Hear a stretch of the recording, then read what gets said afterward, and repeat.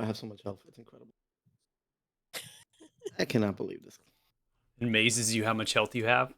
Welcome I've if you're never played a watching. barbarian, so Welcome yeah. if you're watching Group 5. There are some people who watch this, which it's like one or two people, which pretty amazes me sometimes. Yeah. So session 2 for the group, and with the new setup, so hopefully this will work for everyone, quality wise and everything. So, giving a recap on session 1, we all were on the Striker, which was the sister vessel to the Wrecker, these transoceanic galleons for the Farwater Company.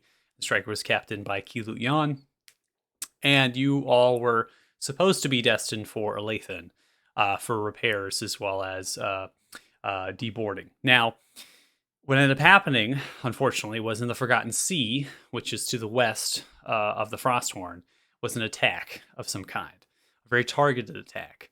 You all made great observations of the sky, of these black cloud with lightning and this draconic-like figure, the Kraken attacking these shark-like creatures.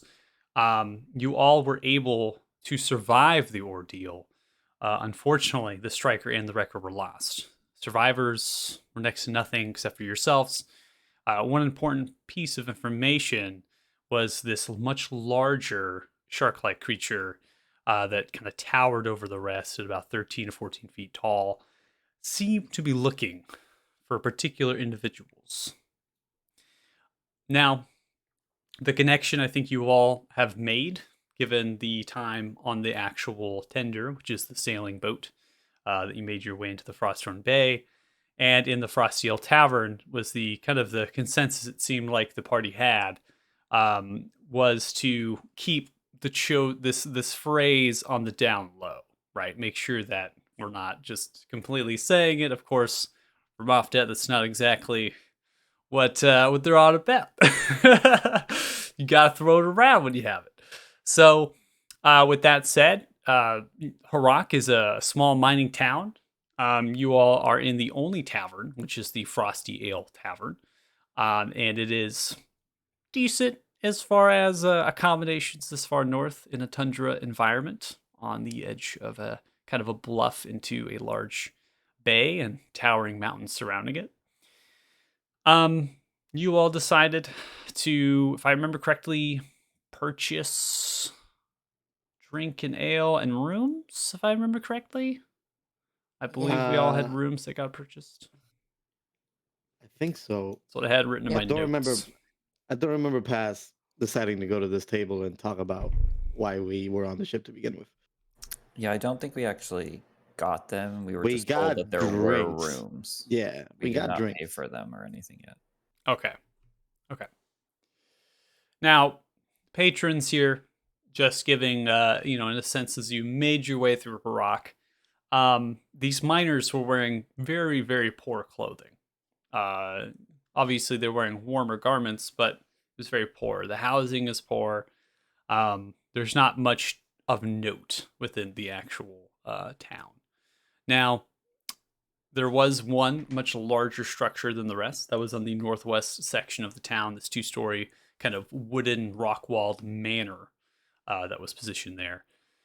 And from talking to the innkeeper, the tavern keeper, Barlow Grick, I believe some of you also asked some information from Barlow about some things that were kind of happening and whatnot. We're going to go ahead, I'm going to go ahead and unpause it, cue some music, so you all can talk a little more at the table if you want, and then we get started with the session. Mm-hmm.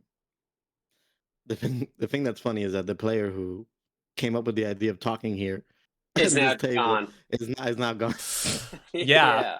I don't have a about that. So I don't know who wants to lead this conversation, but right.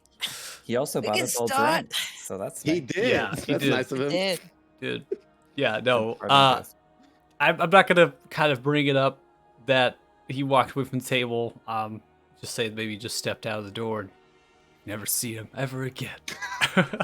Wow.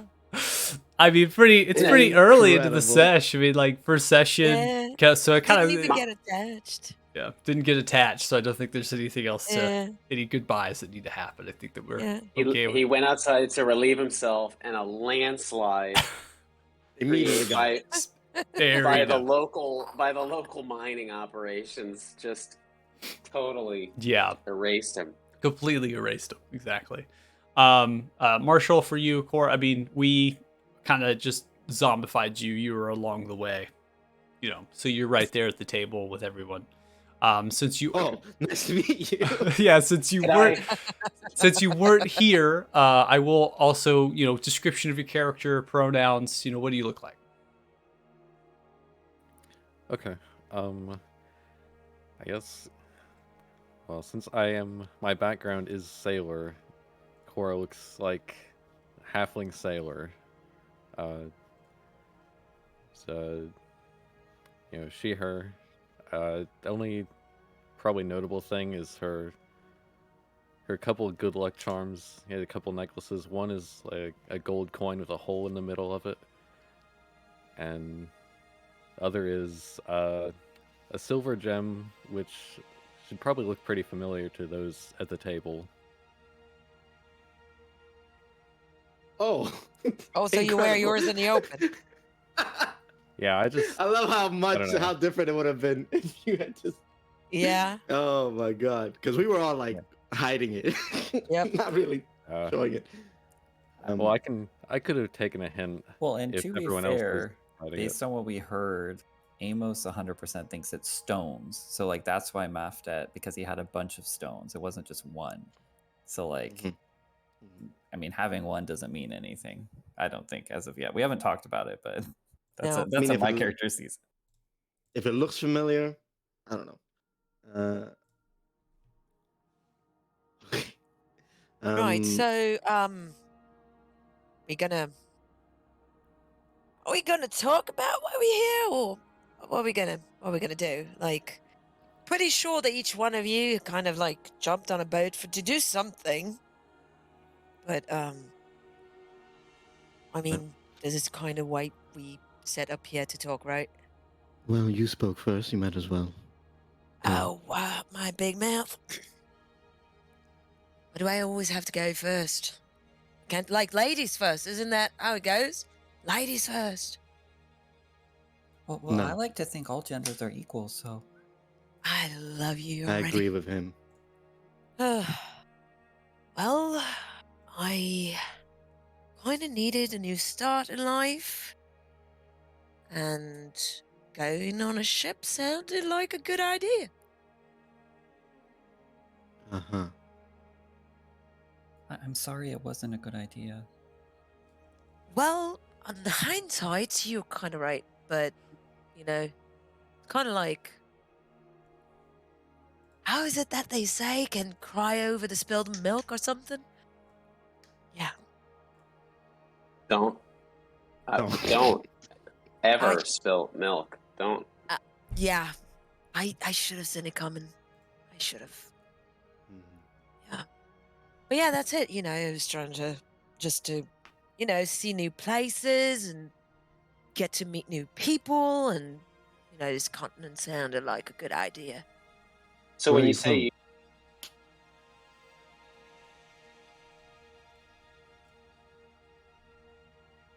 Not everyone at once. Where are you from? Let me open my backstory Wow. because I forgot. didn't even name. do the reading, didn't even do the I homework. did. I don't My memorize heart. the name. My I heart. don't memorize He the name. sent you a custom thing and you forgot it. My heart's so I broken. don't memorize the names. This is session 2. Blame the Um, sickness. Blame the sickness. I'm from Yeah, right. Nurska, and I live Zoknu. Ananza Collective. Say Is the that last part nearby? again. Hanunza Collective. How do you say that, Michael? That's correct. You pronounced it. Yeah. That's correct. So it's like a. Is that a nearby continent or is it like way across the world? So it's an archipelago referred to Okay. as Krikas. Krikas, yes. That is to the east of Arthuria. Yeah, right. So, born there, raised there. So, kind of wanted to have new horizons to look forward to and kind of thing, you know. Sounds nice when you think of it. What was it? You said you needed a fresh start. What was it about your previous start that spoiled? It was crap. Nothing in particular, nothing specific. Not that I don't want to talk about, no. Oh. Was it, if I guess, would you tell me? How many things could it possibly be? You have 2 chances. 2 chances. Yeah, be nice. I can't wait to hear it. It was a dead relative left an inheritance which needed to be split without the guidance of a last will and testament. So you found yourself at odds with a sibling over your share of the hoard. Mate, you're creative. That's very No. good. I'm No. so sorry for your loss. And no, that's not true. That's Oh, okay. that's not Oh, true. oh, is that So going to one come more. true now? Well, I can make it true. It's a good one. I might write it down. I'm gonna get my notebook and write down that like, you dead frequent. relative. Right. So I'm writing Second it guess. down. Second Right. guess. And lost. You previously patronized establishments which cater to men with appetites that can only be satisfied by certain kinds of women.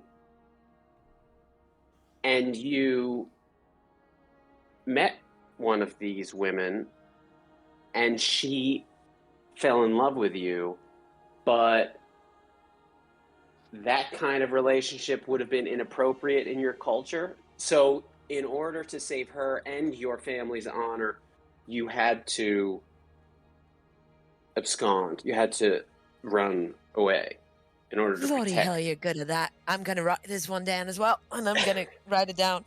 But no, you're wrong. I'm writing it down, both excuses, because I really like them, and I'm gonna probably use them in the future. Whatever your reasons, could they possibly bring trouble in the form of shark people? Not in the form of shark people, no. In the form Whether of they will is this, bring trouble, I can't attest to that. You've never Right. seen anything like that dragon or No shark people, no. This is the first time. And Alright. it keeps me wondering because, of course, like, Mafdet here. No, it wasn't Mafdet, it was Amos, right? That managed to dissuade them? I think it was Amos. Yeah, but I mean, I guess I should have tried to talk to the dragon. Would have been a better idea. Right, that would not have ended well, no. But, bravery, I like it. Have bravery. Good trait to have. Amos, if you are comfortable, why are you here? Oh well, well, we're all here because of what happened. But I was on the boat, you know, trying to help people. You know, my father and I, well, we're devotees of Ilmater, and well, there's a lot of suffering, and I just feel bad that there was a lot of suffering on the boat I couldn't help with. So, Are you from this continent or somewhere else? oh no, as we talked about last time, Everbloom Reach. I don't like the snow. It's very cold here. I'm kind of confused, but it does look Yeah. beautiful. It reminds me of home. But I don't think there's anyone or anything after me. I don't have any dead relatives. I certainly haven't attended any places of ill repute. So, yeah, you have Uh-huh. no dead relatives? well, not recently. Not Not sure I'm supposed to take that. Um, I No, mean, fine. maybe you're hard talking to about like a believe. grandfather or something. Of Like from- course, everybody has dead relatives. Oh, well, I mean, not everybody. It's just me and my mother and father, you know? Well, everybody was going to have some dead relative if you go back long enough. Any length of time, right? Exactly. Yeah, you're right. You're right.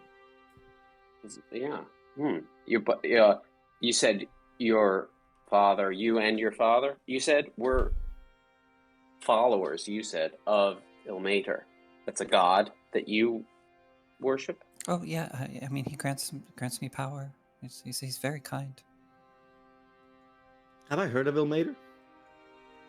Or is it common where I'm from, or is it? Go ahead and give me a religion check. Sure. So I kind of Let's go got that +0, baby. Hey, from 13. your stance that you had some divine thing going on for you.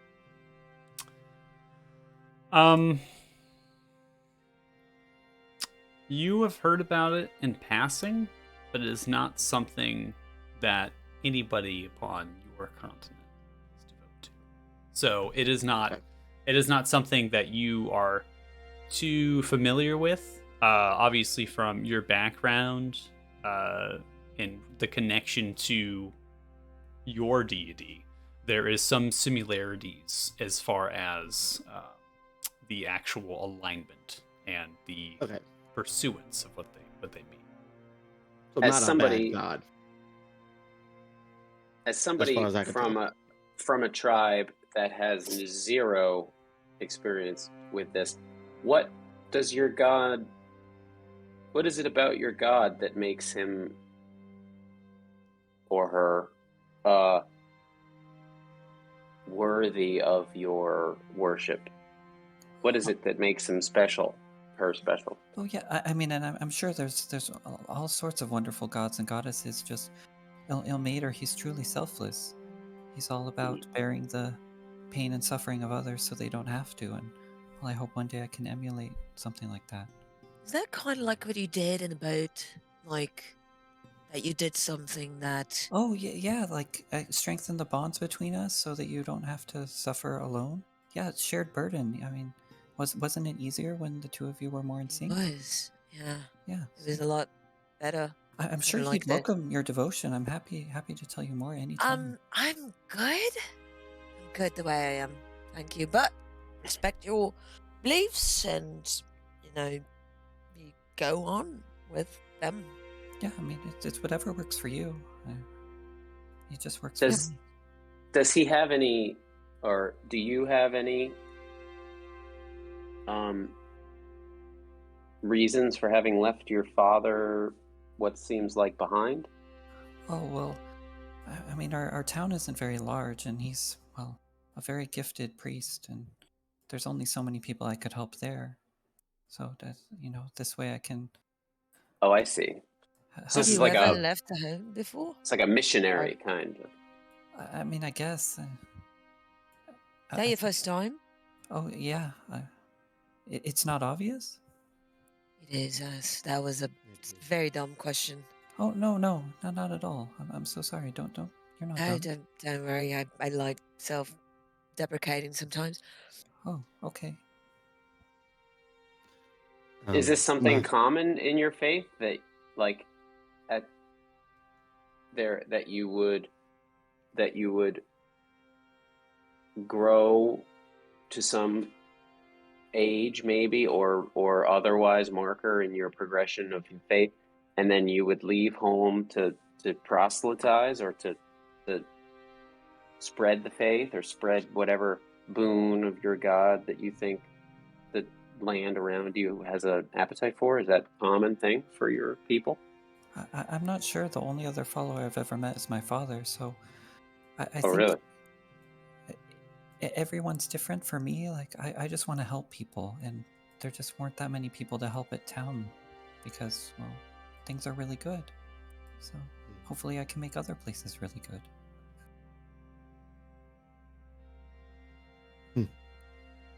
I'm sorry Alright, if this so- conversation is not really good. No, It's- No, it's it's great. it's It's great. interesting. Do you suffer? Oh, Is there some way that you?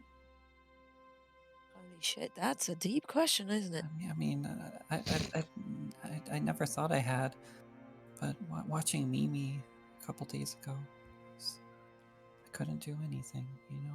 So, but it's okay. It was probably quick, so she probably didn't suffer. So that's good. Right. I see. So it's not necessarily limited to the physical torment. It encapsulates the psychological pain as well. These are really big questions and statements. I'd expect nothing less Right. from the chosen Yeah. one, but I don't know. I'm so you should tell me because you seem to know more about this than I do. You just said the name. It's the first time I've ever heard it. I didn't know anything about it 20 seconds ago. No. But now you know everything. Ugh, to be chosen Right. is amazing. At least Um, at least we're struggling with the right questions. Right? Right. Right, Cora? Hmm. What a way to bring him in. So, does this work that your religion does it extend to legal matters? What do you mean? Like, I mean, we don't try and break the law. Well, I mean, hypothetically, if someone were to be wanted for piracy and other hanging offenses, would you be able to help them? Oh, I Asking mean, for bread. I'll help anyone that asks for it, sure. But Oh, I mean, are will they you- guilty? Will you help me then? Well, they've never been convicted. We'll say Oh, that. well, that sounds like you're innocent then. I, Of course I'll think help so you. too. Yeah. But do you think they'd follow you here? I'm not much of a fighter, but I can try and talk them down, or I can lie to Well- them. I'm a really good liar. No. We kind of established that that's not true. So I know. I'm sorry. That was a lie, and not a very good one. yeah, But yeah, but we d- can Um, all a help little- each other, right? little yeah, legal Like, question. everybody will keep Cora safe, right? We have to stick right? together. Yeah, exactly. The four and the chosen, right? Do these pirates this that whole- are chasing you? Do these pirates that are chasing you involve shark people? I look at Cora.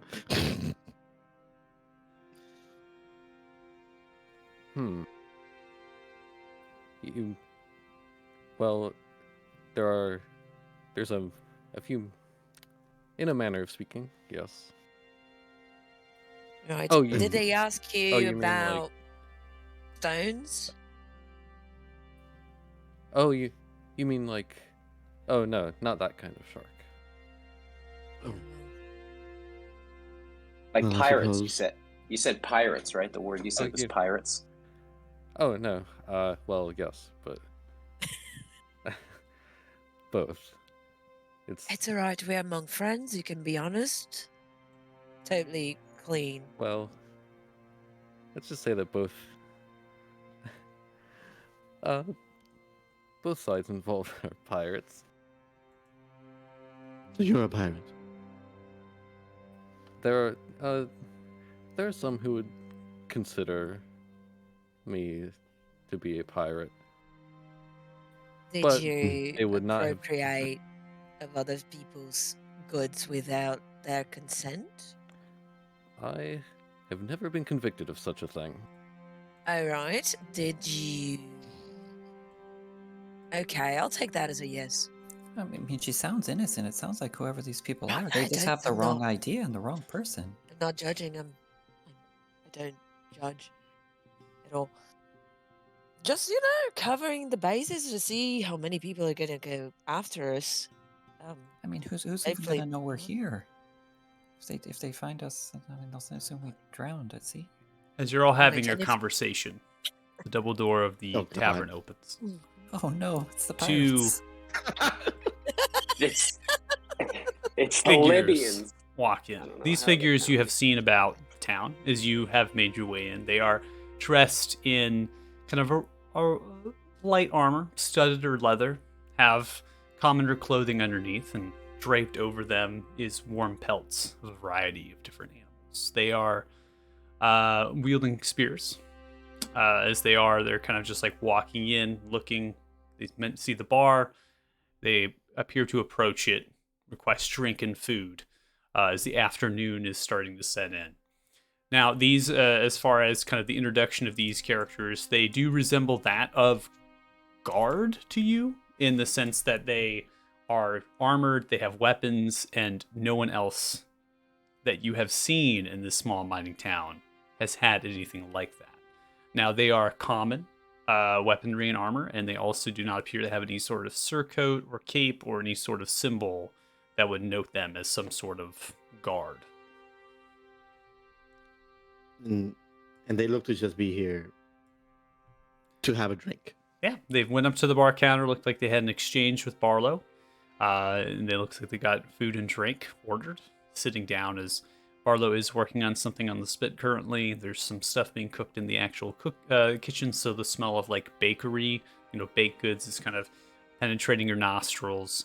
And at this point, you can kind of see as you start to get to like 5 p.m. in the afternoon, the shift change of the mine is currently happening. So there's more people that are actually starting to come in.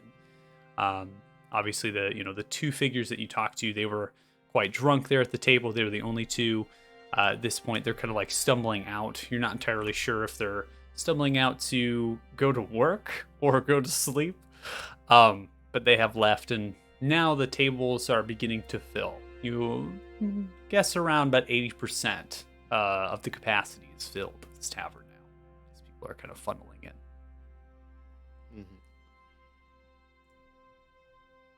So 5 maybe, like, 5 we'll p.m. talk you said about as well. Para. That's correct. We are coming into 5 p.m.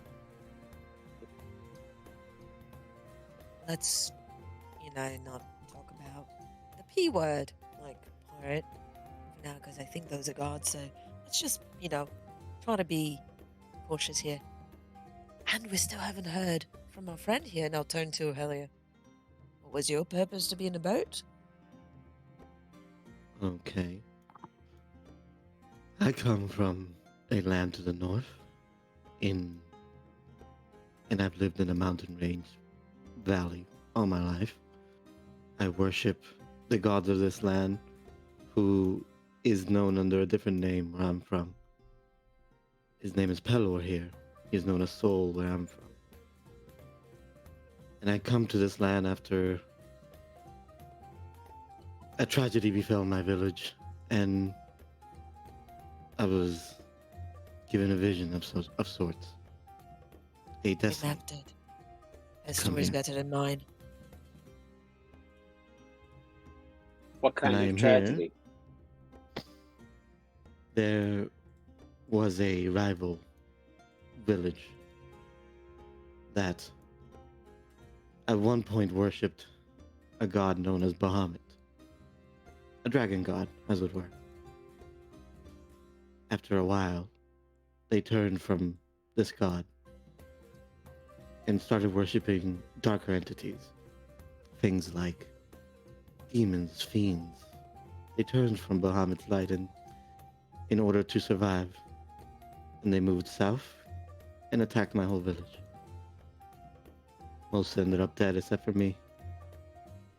I was given some sort of vision to come here, to see what I can find in the land of my god. A vision from Palor. Yes, I'm sorry to hear about your village, though. the vision merely described this land and what it was, and that I would find some sort of destiny here. That's it. It was rather vague. How do the visions? How do you get these visions? They come to you in dreams, or do you have them waking? Mostly in dreams. In Never dreams? waking. That's amazing. I cannot do what you do, Amos, but Oh, anyone can do what I do. Just offer a smile. Sometimes people just want a hug. It's not too difficult. And the reason I was told to come here as well, I'll look around. It's just the guards here, yeah? And multiple patrons. Is anybody looking at us? No, there's nobody seems to be paying you too much attention. Given the fact that these two more armored individuals, the weapons that they came in, they went directly to the bar. They honestly didn't even look around. At this Perfect. point, with the patrons filling in, you're kind of becoming more shrouded just in the volume of people here. Perfect. I'm gonna reach into my bag, and I'm going to take out very slightly, not raise it high above my head, just put it in the middle of the table where everybody's sort of bodies can cover the view, and it's going to be a gleaming white gemstone, about yay big, you would say. Yeah, and I put it in the middle of the table. I was told to bring this to this continent by my father before he died, and I do not know what it is. Is it a moonstone or an opal? It's beautiful. It's a gem. It's white, right? So it resembles a diamond, but it has some sort of innate Wow. magic that I don't know what it is. As far as the appearance, it is white. And it's not translucent. It is completely opaque. You can't see through it. Have I'm any of gonna you look seen at that. anything like this? I'm gonna look at that and reach out to my bag and get out a little leather pouch that is well made, but still looks like it's not finely made. It's quality made, but it also looks like rough and what's the word I'm looking for? Worn. Not Ramshackle. worn, not worn like not rustic, but like not finely made. Like it's not super fancy, but Crude. it's well made. Crude. Thank you. That's the word I'm looking for. I'm gonna open it and take a black gemstone with wisps of white that resembles clouds, and I'm gonna put it on the table next to hers. So Is it the same general shape and size? Yep. Unless it has been manipulated to be into some Yep. sort of piece of jewelry. no, it's raw as I got it.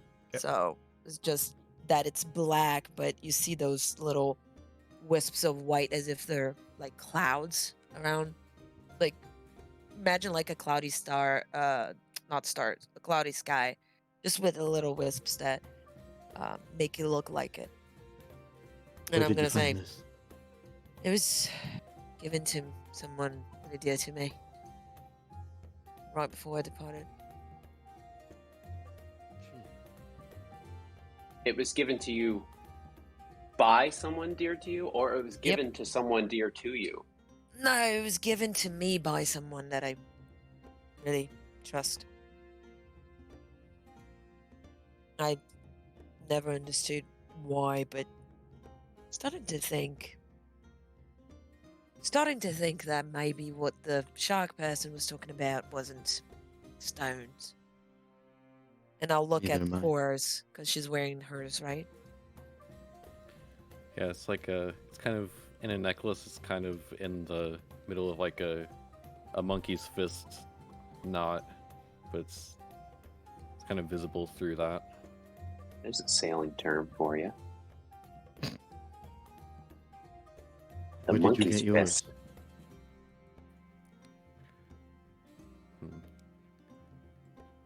What if I told you I took it off a dead man? I'd believe you. I don't believe anyone did. She took it. They should take it out of them. Looking at her, is she lying to me? Well, I mean, the dead don't really need their belongings. And they don't struggle very much when you try and take them. Right, that is true. Yeah. I don't want to think about that. But still fight, isn't it? Like, Oh my! I see it now. Everyone's brought these stones for the chosen one. No. No, see, here's what No, we no, have to I have one back. too. Right? No, we don't give. This is. Let's backtrack to what the shark person said, and remember that he said chosen ones, plural. I don't know. He had a very heavy accent. Did he? I kind of. Yes, he did. Didn't he? Yeah, he did. Right? He said. There was a lot of action. Chosen I'm one. not sure I can remember the phrasing. There was a lot of. Right. There was You were also blood. very far away from I him. mean, I definitely wasn't paying attention to if he said one or ones. That's Excuse a me. very specific detail. Amos, you have one? Oh, well, I mean, it's not as beautiful as yours, but... And he removes a necklace. He has a leather kind of strap, and there's a pouch at the end, and pulls out an emerald. This was given to me by an elven woman. She said it was... Well, it was her burden, and she wanted me to take it, and of course, I mean, if it was causing her suffering, I was happy to. And you just took it? Well, I mean, wouldn't you if they said, please? No. It's definitely rude not. to refuse a gift in Yeah, some well, places. exactly. It's very rude, but also it helped her. She looked much happier once I've had it ever Right. since. Yep. Yeah.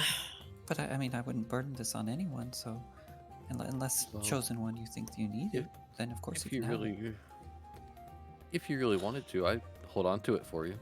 Oh, okay, sure. Okay, I'd be glad to help you. Yeah, of course. I mean, I mean, it might be dangerous since she didn't want it. It's nothing. Oh Can- no, bad as- no, Can I don't try worry. to Is that- Don't stop worry it? about. What's the matter, Zephyr? You look uncomfortable. Is there something wrong? He's so think everyone innocent. should- I feel like I the think need to everyone should protect this keep their own boy. stone. Yeah, right. Because I suddenly feel the need to protect this boy because he's innocent and he knows nothing about life. So I'm kind of like, ugh. Oh well, I'll teach him a lesson about trusting Right. strangers. Oh, I like learning lessons. Right. Let's not give So- anything to anyone. Yeah. So Amos, here's the thing though. People are not nice. You're gonna find a lot of assholes in this world. Rude. No, you guys Rude. are nice. I like you guys. Well, Standing right here. still holding my thought about you because you wanted to take this boy guy's gem. So With I'll go consent. back. I just. I mean, it's not really mine. Some old woman gave it to me, so. For a reason. Yeah. Well, she didn't want it anymore. I didn't ask for it. Clearly, Cora wants it. That's okay. No, that's not how it goes. That's. I mean, I'm and I starting- found. Oh, What do you mean it's not how it goes? It's not how what goes? It's not just because someone says like, "Oh, take it off your hands," that you should just believe them. You have That's to. how you get robbed. Yeah, exactly. So imagine if he gets accosted by someone on the street that says, "Hey, your coin purse looks really, really good. Can I relieve you of it?" And he's just gonna No, give it away. it's not Does my coin robbery. purse look good? You if can it's have that stolen. too. Oh, Yeah. I don't want to get robbed. Well, You know, Zephyr, a moment ago, when Cora had told us she retrieved her gemstone off of a cadaver, yep. uh, I asked. Actually, I asked what you would say if I said that. I apologize. Believe you.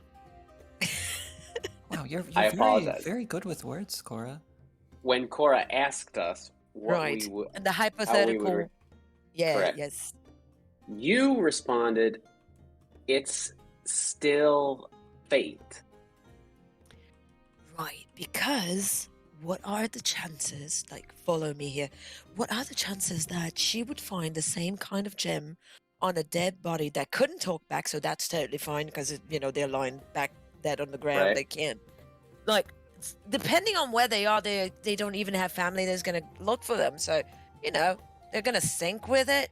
So might as well just get your things when you can, right? What are the chances that she would find the same kind of gem on a dead body that we all have? Well, I haven't seen if you have, but most of us have in some way, shape, or form. Maybe we should go ask the barkeep if he has a gemstone. It seems like they're very common. Let's not do that.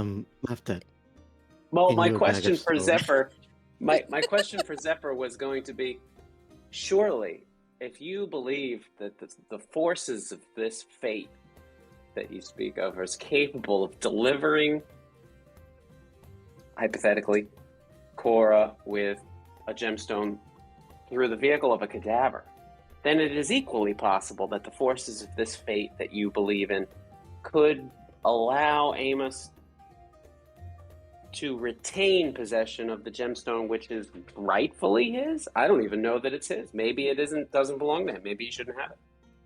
Well, if the lady gave it to him, it's his now. However, Right? taking advantage of someone's innocence, that is not fate. They're just, Well, I mean, I'm happy to give away anything on my person if it will bring someone happiness. I have gold. I have the gemstone. Let's see. You're so adorable. You're going You're to going need to all suffer that. so I much. have in some this powdered life. silver. I can make some holy water if you like that. Let's see. Oh, my lyre, though, I do use it to play. You play the lyre. Yes. I play the flute. Oh, wow. I bet you're quite Yeah. good. Right. Maftet, I do a terrific, like, throat singing. It's a combination of,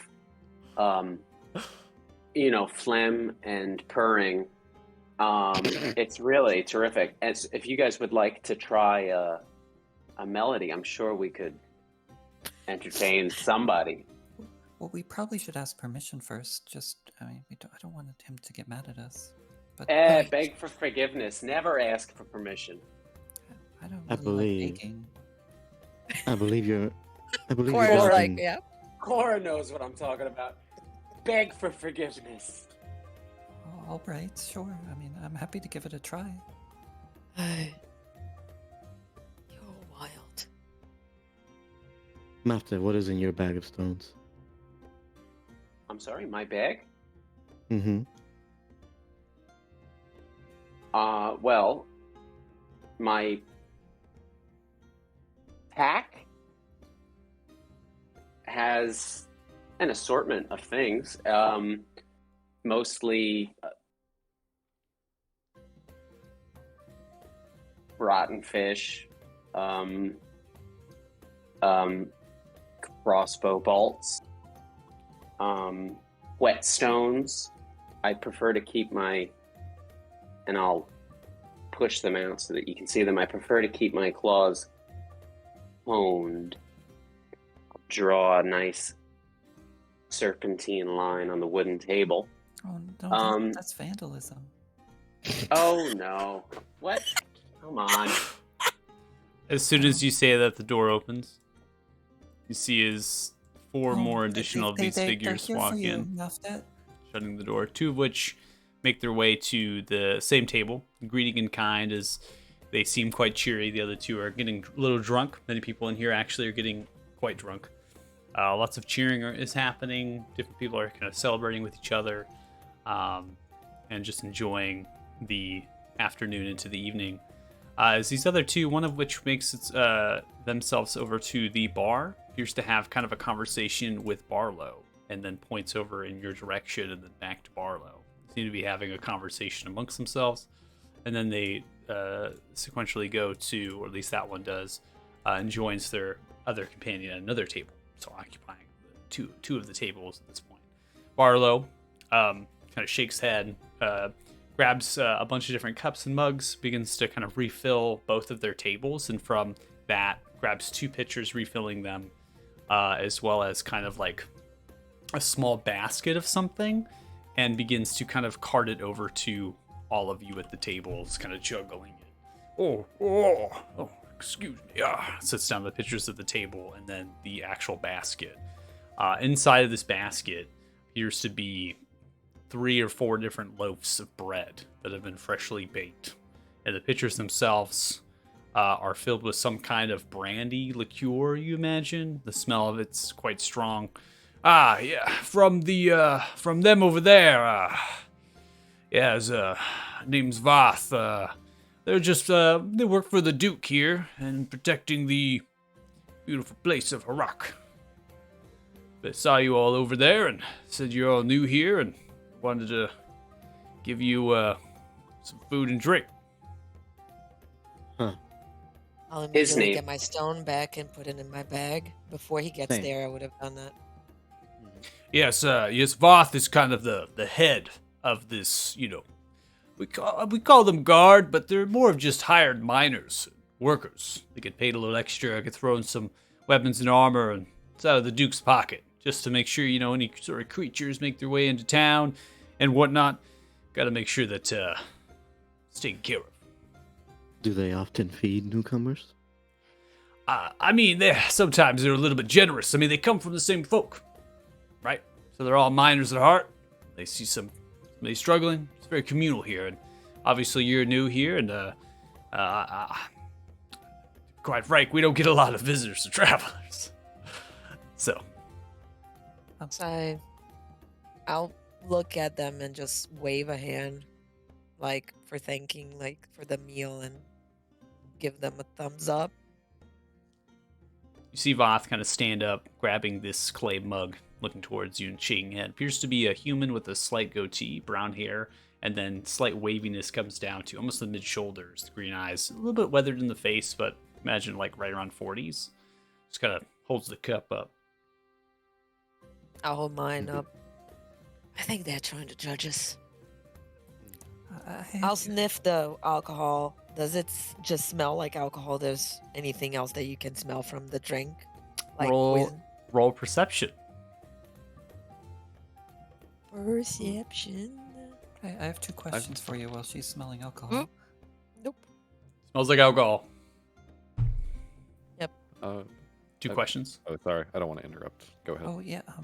First, my companions and I. Well, your establishment is wonderful. We are thinking about potentially performing for free, of course. Is that okay? Oh, playing. Oh, of course it is. I have a violin just under the bar counter. Oh, great. Yeah, we'd love to have you join us. Oh, wonderful. like- I usually play music by myself after dinner's done and everyone's fed, and I play to everyone standing on the bar counter. You could join me. That sounds wonderful. Ah, And then, well, this is a bit more troubling, but unfortunately, our esteemed friend here, his claws came out on the table, and I was wondering, what sort of reparations can we pay? oh, Crash cheers.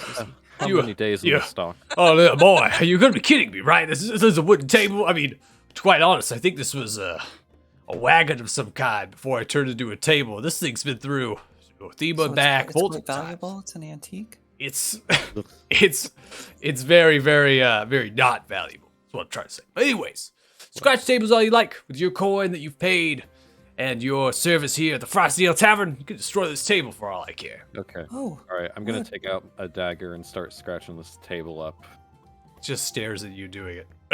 Well, didn't see that you would yeah. take this I, quite literally right now, but Yeah. I look at him. I look him in the eye as I do this. wow, Ooh, it's very aggressive. it's very they really intense. don't care about tables here. It's very odd. Well, you all are quite fine folk here, and appreciate your business, and anything else you need, just let me know. And I look forward to playing with you. Yeah, Sorry about the table. That's fine. It's fine. See a slight kind of. You said we could. Oh, my table. Oh, just walks away. any Right. reason? Or Any reason you did that? We could. Well, he said we could. And that's good enough. Yeah, sometimes people say something, but they don't really mean it. Well, Why would you Mm. say something you don't mean? I It's think well that. wicked. Yeah. Well, Well, I apologize, yeah. chosen one. Clearly, you knew what you were doing. Continue. Cora, um. you should know better than that. Oh, I should. I should. Should I? Yep. Not in Should the I? hypothetical possibility that you were a pirate, right? Just hypothetically speaking of, what if... Never been proven. Yeah, exactly, but, just on the hypothetical, what if you should, right? Know better than that. I know that I care much about this table. I don't give a shit. But yeah, the gods Then, are well, looking and judging what's us. the problem? Because there are gods paying us for food and judging us on our behavior. So, pretty sure that that's what they're doing. But I got permission. It wasn't Hey. real. It's going to take a while. Well, it feels rather rude to not go and thank them for sending over those gifts. I would love to buy them all a round of milk. Sorry. I was going to say that we are all new here. We could stand to make allies and friends. We know nothing of what to do or where to go. Well, and Moff Dad's going to want to meet with the Duke, right? No. So here's the thing, Amos, and I'm gonna put a hand on his shoulder and like try to look at him in the eye. So, two things.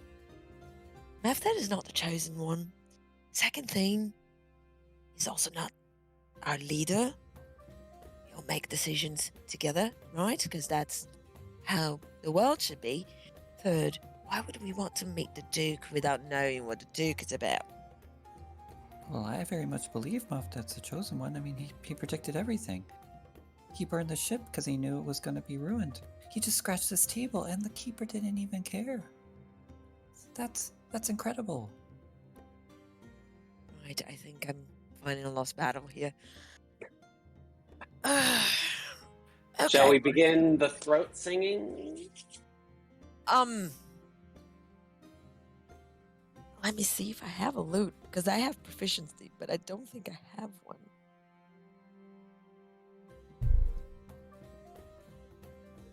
Yeah, no, I don't have. Oh, no, I do! I do! Yay, I have a flute. I'll take my flute, and it's, funnily carved in stone instead of wood. Again, Heavy. very rudimentary made, but not badly made. It's just like anyone who made this didn't have fancy tools. And so it's a rough around the edges, made of stone, but it works. I'm gonna stand up and go talk to that guy. The guy who bought us everything. Okay. Mm-hmm. Where is he? So this particular one was the one over there, I'll go over here. sitting on the secondary table after kind of talking with Barlow. It was that one that Walk around. looks towards you from the drink, as well as a kind of a large hunk of bread. Hunks down, washes it, slaps, looks towards you. Ah! Yes. Hello. Are you Voth? Indeed, I'm Voth. And you are? The name's Helia. Helia. Well, take a seat, Helia. I'll take a seat, but I'll keep my hand like at the ready, just like if I need to draw a sword or anything, because I don't. This is shifty, so I'm gonna sit down. You got a drink, Helia? What? Say that again. You have a drink, Helia? I had one, yes. Ah, No more, thank you. no more? Oh, that's unfortunate. So, I thought I might let you all have some drink, some food. Kind of word spread that there was some survivors from some shipwreck.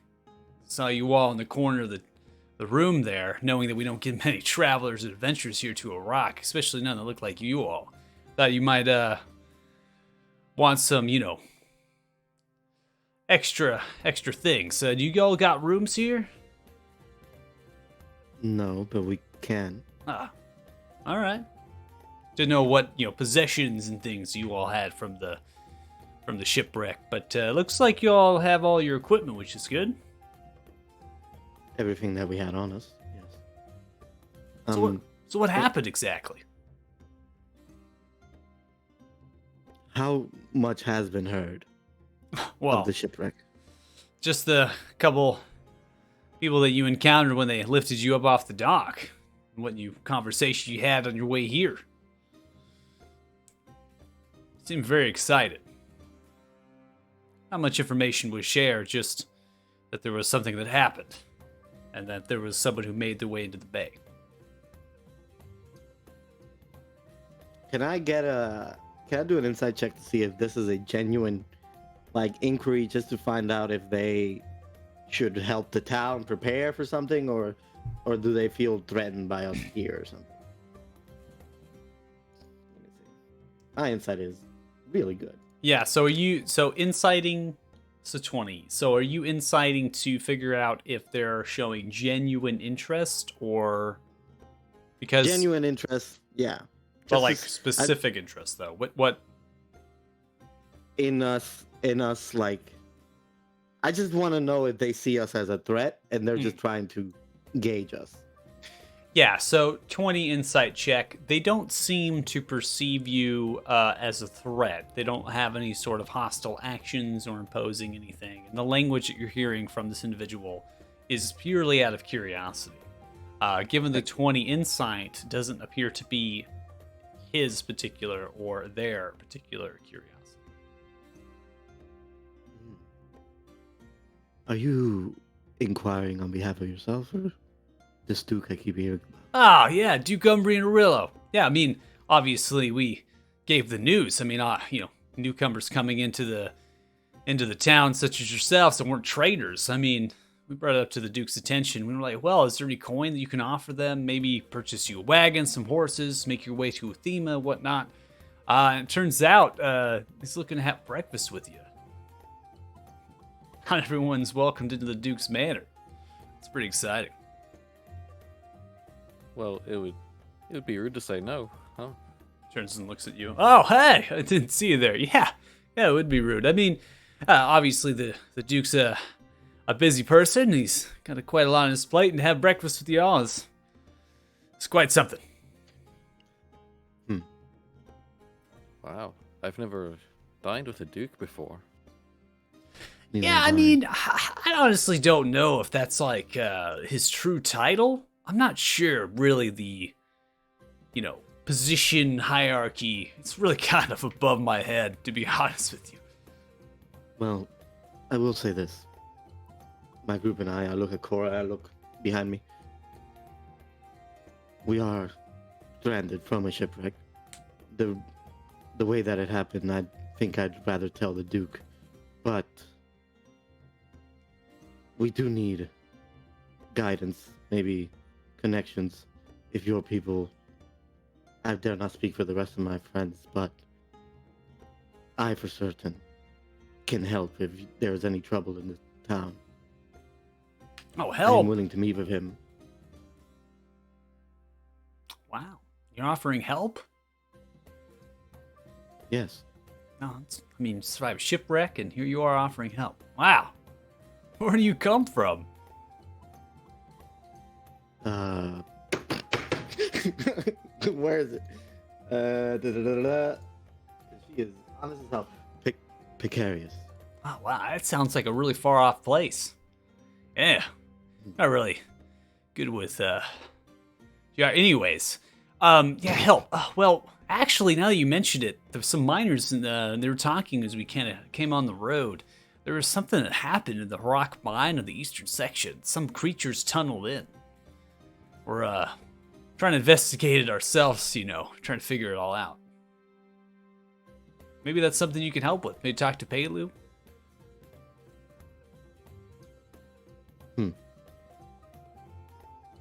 Would it be fine if we help after meeting with the Duke? Oh, of I would course. like I to know mean, his opinions on things.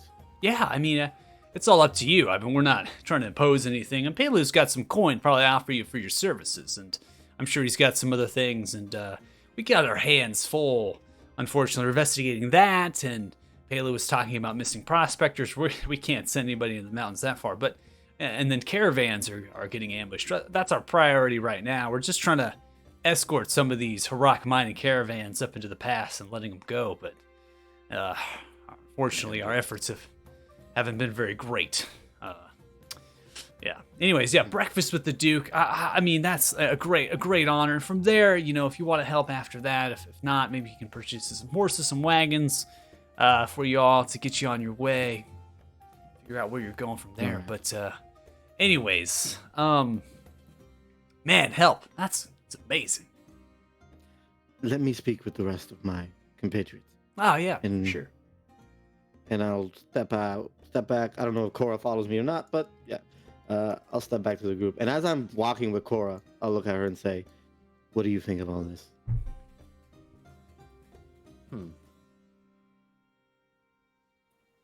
I don't know. I don't really take too kindly to. She does big old air quotes.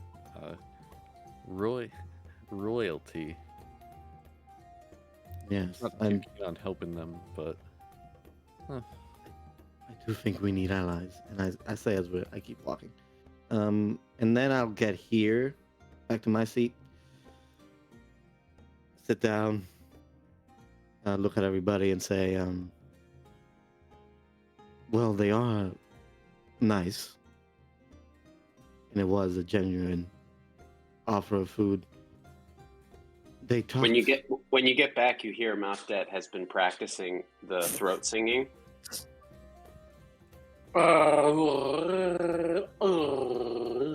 It's very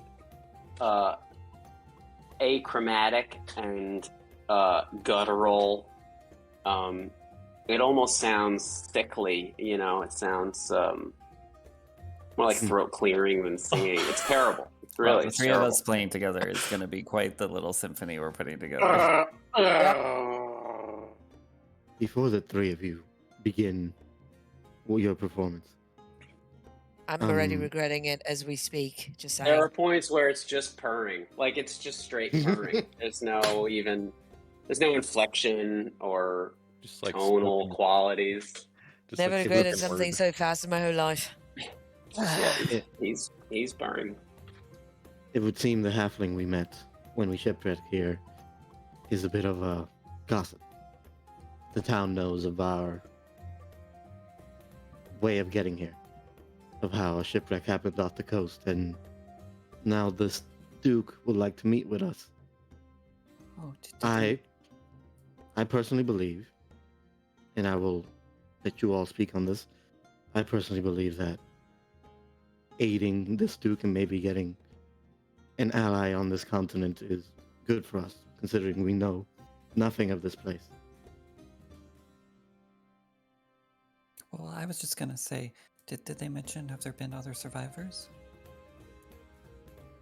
Yeah, I did not ask that. Oh, I forgot, but because maybe that's why I- the Duke wants to meet with us. it's possible.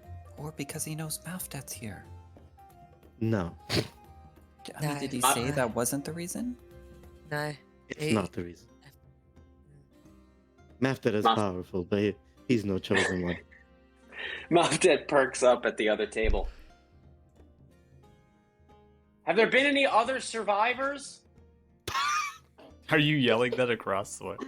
Yes. To You this see guy. as you're kind of yelling in the chatter through the clang of dishes and different sorts of cutlery and cheering and whatnot, you kind of yell, and some of the miners nearby just like stop drinking and just kind of turn and look it over to you.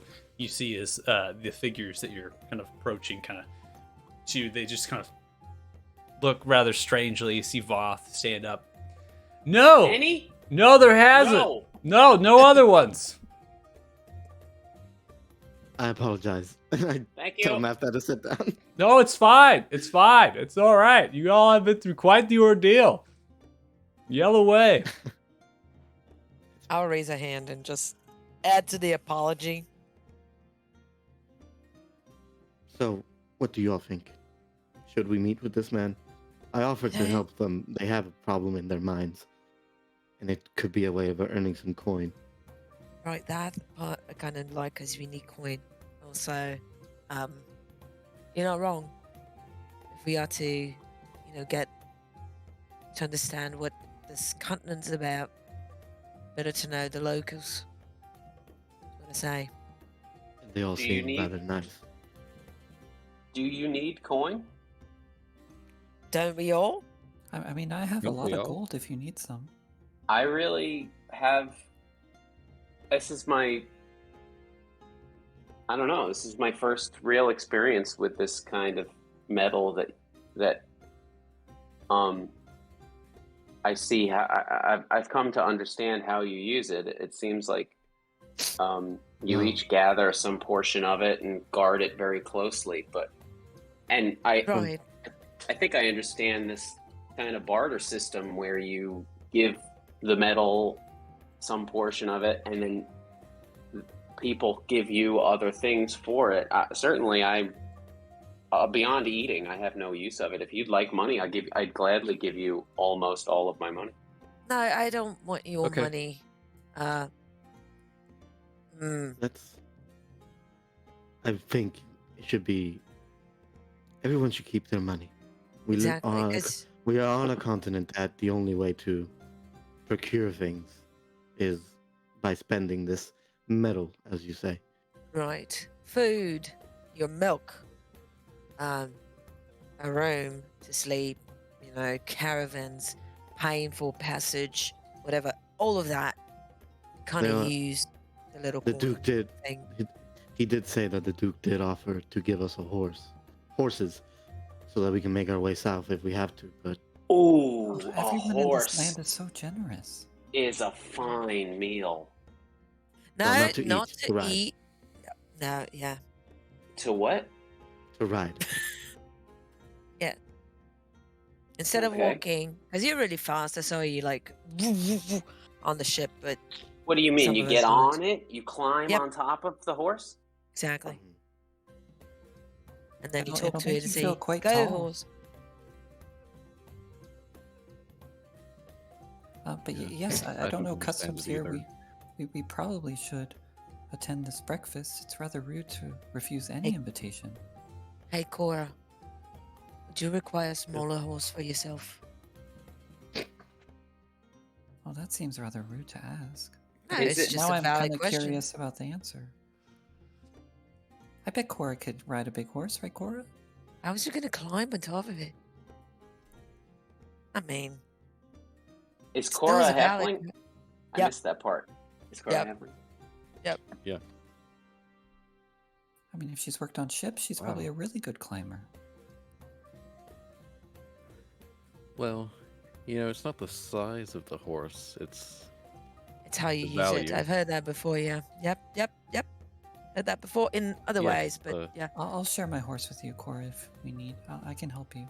well, I'll take care of your horse while you're not using it. Oh, okay, that's really nice of you. Thank you. But we're kind of getting ahead of ourselves, I think. Cart before the horse, as Yes. they say, right? yeah, I don't think there was talk of a cart. no. Regardless, the other offer was to help these people. They do seem to have problem in their minds.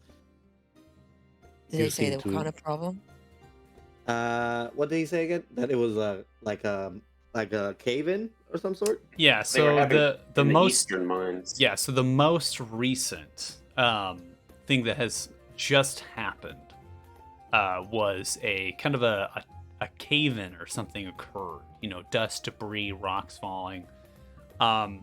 And it seemed that these creatures came out of it. Now, that was what Voth had information, right? And so kind of guiding you to talk to Pelu, because Pelu would be the first correspondent if something happened, right? And so this is all hearsay of miners coming down from the road that probably weren't even in that section of the mine, right? So it's like gossip that's being passed around. Pillow is the and- Duke, right, Michael? When you say Pillow is the Duke. No. So Oh. Duke Umbrine Aurello Okay. is the Rinarolo. Duke, and then Pelu Riza is the head of the Harak Mining Company. Got it. Thank you. Well, if people are in need, we should help them at least while we're here. Yes, it was your purpose to come here. Yes. And help well, people. I mean, in the mines, we know there might be gemstones in there, and everybody seems to really like their gemstones. So maybe we can find more of those. We'll talk more of those later. I think each one we have is unique. From the way that the situation in the mine was described, did it sound like there were any people trapped in there? No information kind of gives you that sort, especially since these individuals are drinking and eating, right? So whatever has occurred is not not necessarily an emergent situation that they have to get people out. However, now, having creatures come out and then these individuals are not actually in the mines investigating it is a little interesting. In addition to this mining cave-in or whatever has occurred, there is missing prospectors. That was something that they had mentioned, and that they would not be traversing that far north into the mountains. In addition to that, what they're doing currently, what job that they're currently monitoring is kind of escorting some of the caravans just before they kind of get into the Frosthorn Pass, because there has been rather strange ambushes. Carts abandoned, supplies gone, no blood, people just disappeared.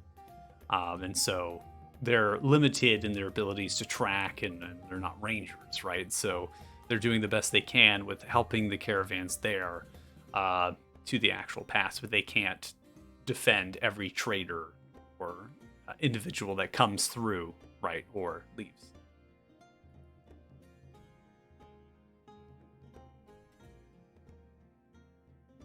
Right. Right, I'm up for it. Both The meeting things, would be really. tomorrow at the breakfast, supposedly. Oh, so you're saying we get to check this cave in and this creature thing now? No, we can do that after speaking with the Duke. It's probably better, especially if the Duke himself might have a reward for it. On the other hand, what better way to make a good first impression than to already have something done before breakfast? I suppose that's true.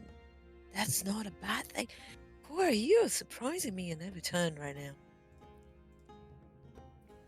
Well, It could It be is like for our gift personal to the gain. host, right? Isn't that what people Kind do? is personal gain, you're right. Yeah. Well, I suppose the night is still young. We could ask this Taylor, wherever they are.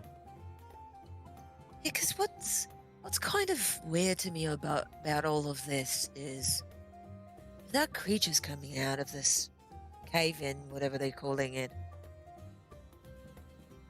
Like, The guards is are it here. not? Yeah, right. Is it not dangerous enough for them to go like, okay, let's try to evacuate the mines or something, or let's make sure that the miners are not there because they're creatures. They're here. And Maybe they're friendly. Maybe they're just showing up in the mines and they don't know what to do with them. That would be surprising. I mean, they didn't say there were attacks, right? Just that there's creatures now? We'll have to see when we get there. Are you all willing to go now?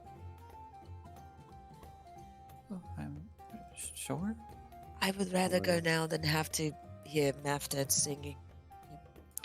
Well, he can sing along the way. Oh, I was just Oh, getting warmed up. The best part is coming right now. I didn't want to say anything, but the singing could probably wait until tomorrow.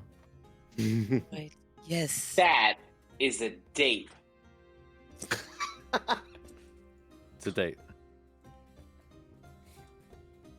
All right, I suppose I'll go back to him, Bob, oh, and just ask him where this Pelu is once I get there. Oh, hey! Oh. Swings it back. You see the picture is pretty much gone at this point. What? So we've all agreed to aid with this mine situation. Oh, whoa, really? Yes. Do you know where this Pelu is, where we can speak to them? Oh, yeah. Pelu Riza. Yeah, the man, I just Pelu Riza Rock Mining Company. It's the only structure that's there. It's the the house, right? It's kind of the thing. You notice that this individual is smashed right now. It's just on the other side of where some of the miners, the supplies they gather, whatnot. Okay. Pelu Riza lives up there, and all the administration, first floor. I mean, just go on in. Pelu Riza never really locks the door. you know, all just so friendly, whatnot. Oh man, this is Right. great. Thank you, Vav. Yep. And I'm going to leave him there and ask the same question to the dwarf, who is presumably not drunk. Oh, hey, hi. Vav over there is a bit. Do you happen to know where Peluriza is? He told me something, but I'd like to confirm. If someone Well, who's not in his cups. Bailey Riza is either meeting with the Duke right about now, usually, you know, after dinner or so, Bailey Riza heads over there. It's about a 20-30 minute walk from the quarry to town. So, probably it's over the Duke's place, or you could just make your way up to the actual rock mining company building. Now, that is a really old building. In fact, I think it's probably the oldest building in the whole town. He lives upstairs to it. All the business is done on the first floor there. It's not too large. It's decent, and yeah. All right. Thank you. Welcome. We're thinking of heading to the mines, but I'd like to, if we could get our rooms before, so we don't have to bother you when we get back. It might be quite late. Heading to the mines. Oh, whoa. Yeah. Oh, rooms, of course. Well, I have 4 rooms. They are decently accommodated. They'll work. Don't worry. They'll be all right. I don't know what you come from, but they are comfortable. And there's a bathroom, not in the room, but down the hall. Listen, keys. Grabs the key ring, sets it down. How many nights are you going to be here for? I have no idea. What would be best for you? For us to just prepay for a week, or I mean, it's all your business. I've had traders come here, and they've stayed a couple nights. You know, prepay 3 or 4 days in advance. You're more than welcome to prepay for a week, 7 days, if you'd like. I mean, I could always give you the coin. Yeah, I think we should do 3 to be safe, 3 days. just in case. Oh, okay, yeah, sure. I'll pay for the rooms, and I mean, I'm happy to share with someone so everyone else can have their own rooms. But Who's banking? Who's bunking with Mafded? oh, I can sleep on the floor with the chosen one on the bed. That's fine. I was actually gonna ask: Is this bar? Is this bar open all night, all day? Is it 24 hours? Do you ever close? So you're asking Barlow? Yes, I'll come over to the Oh, bar. yes. I mean, I live here. I maintain the bar. I mean, obviously we die down the fires, but I have to be here to keep them warm, especially if you're staying here, and for myself as well. And I get up early and bake goods, and yeah, it's just me. And If you need help in the morning, I'm Does happy this- to help. Does this fire here in this room, does this stay lit all night? I keep that lit for warmth. Yes, that one is not lit. Temperatures get down right around 20 degrees Fahrenheit. It's cold. Well, I don't know anything about Fahrenheit, but I would love. I just know he was I a would moron. I would have no problem sleeping next to this fire. Oh, well. I mean, do you have a bedroll, blankets?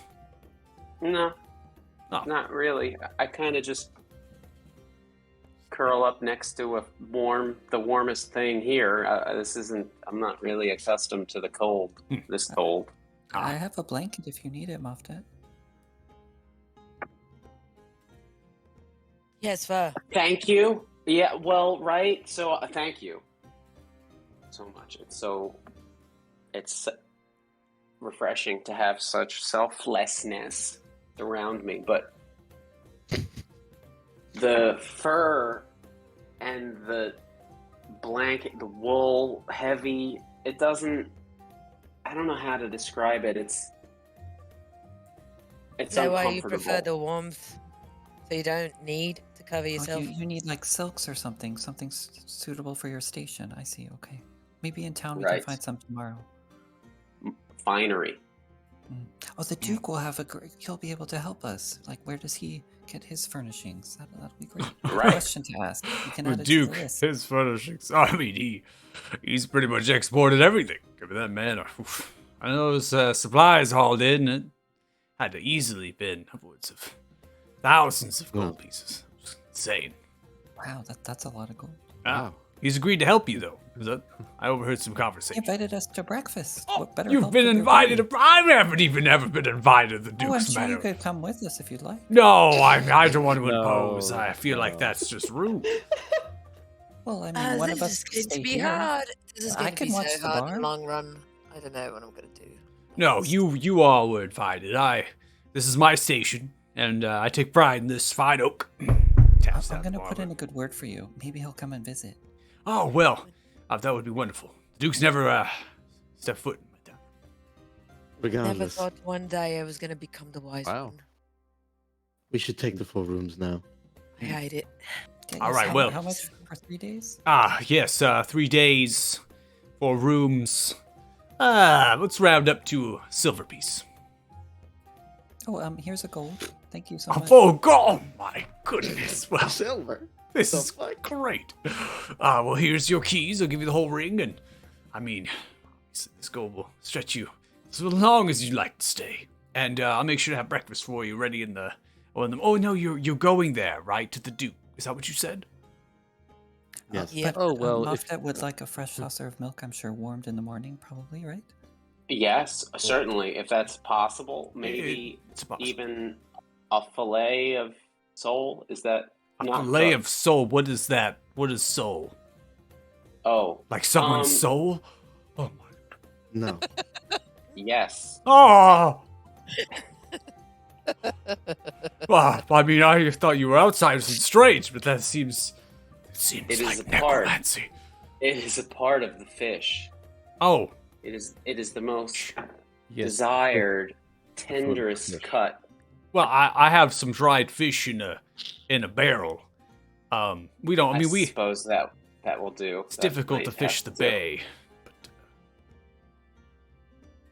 Oh, because of all the rocks and stuff? yeah, it's tough. Because of all And the the shipwreck. eyes. Oh, and we do have a ship. Do you want to buy it? A ship. A boat. I mean, I've never sailed before. I've never stepped Oh. foot in the water. Because we probably should figure out what we're doing with that. Maybe we can give it to the Duke. Oh my gosh, we have so many things to talk to him about. No, I think the Duke is he's not hard up for cash. Well, don't neither have are to we, give him apparently. anything. We could stay here well, we forever. don't have to give him anything. Well, it looks like you all I have agree. quite a lot to debate. Well, the walk to the quarry, and the mine itself, it's going to be 20 minutes or so, and it's quite cold outside. So, Right. let me be get fine. something for you real quick. Hops into the kitchen, you hear the cellar door. Hear steps. Walks down, comes up, grabs a bunch of different, what looks to be either dire wolf or dire bear brown pelts, and just like sets them down. You're gonna need these over your shoulders, keep you warm. Begins to hand out some warmer clothes. Thank you. Thank Ah. you so much. We'll bring them back.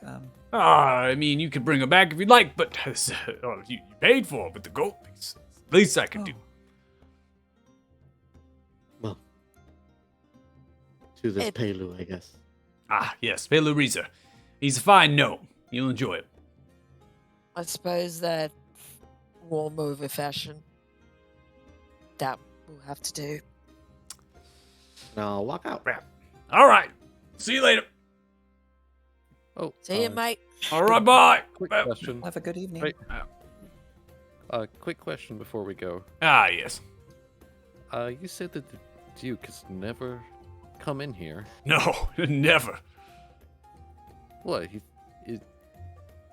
Is he too? Does he think he's too good to come in here?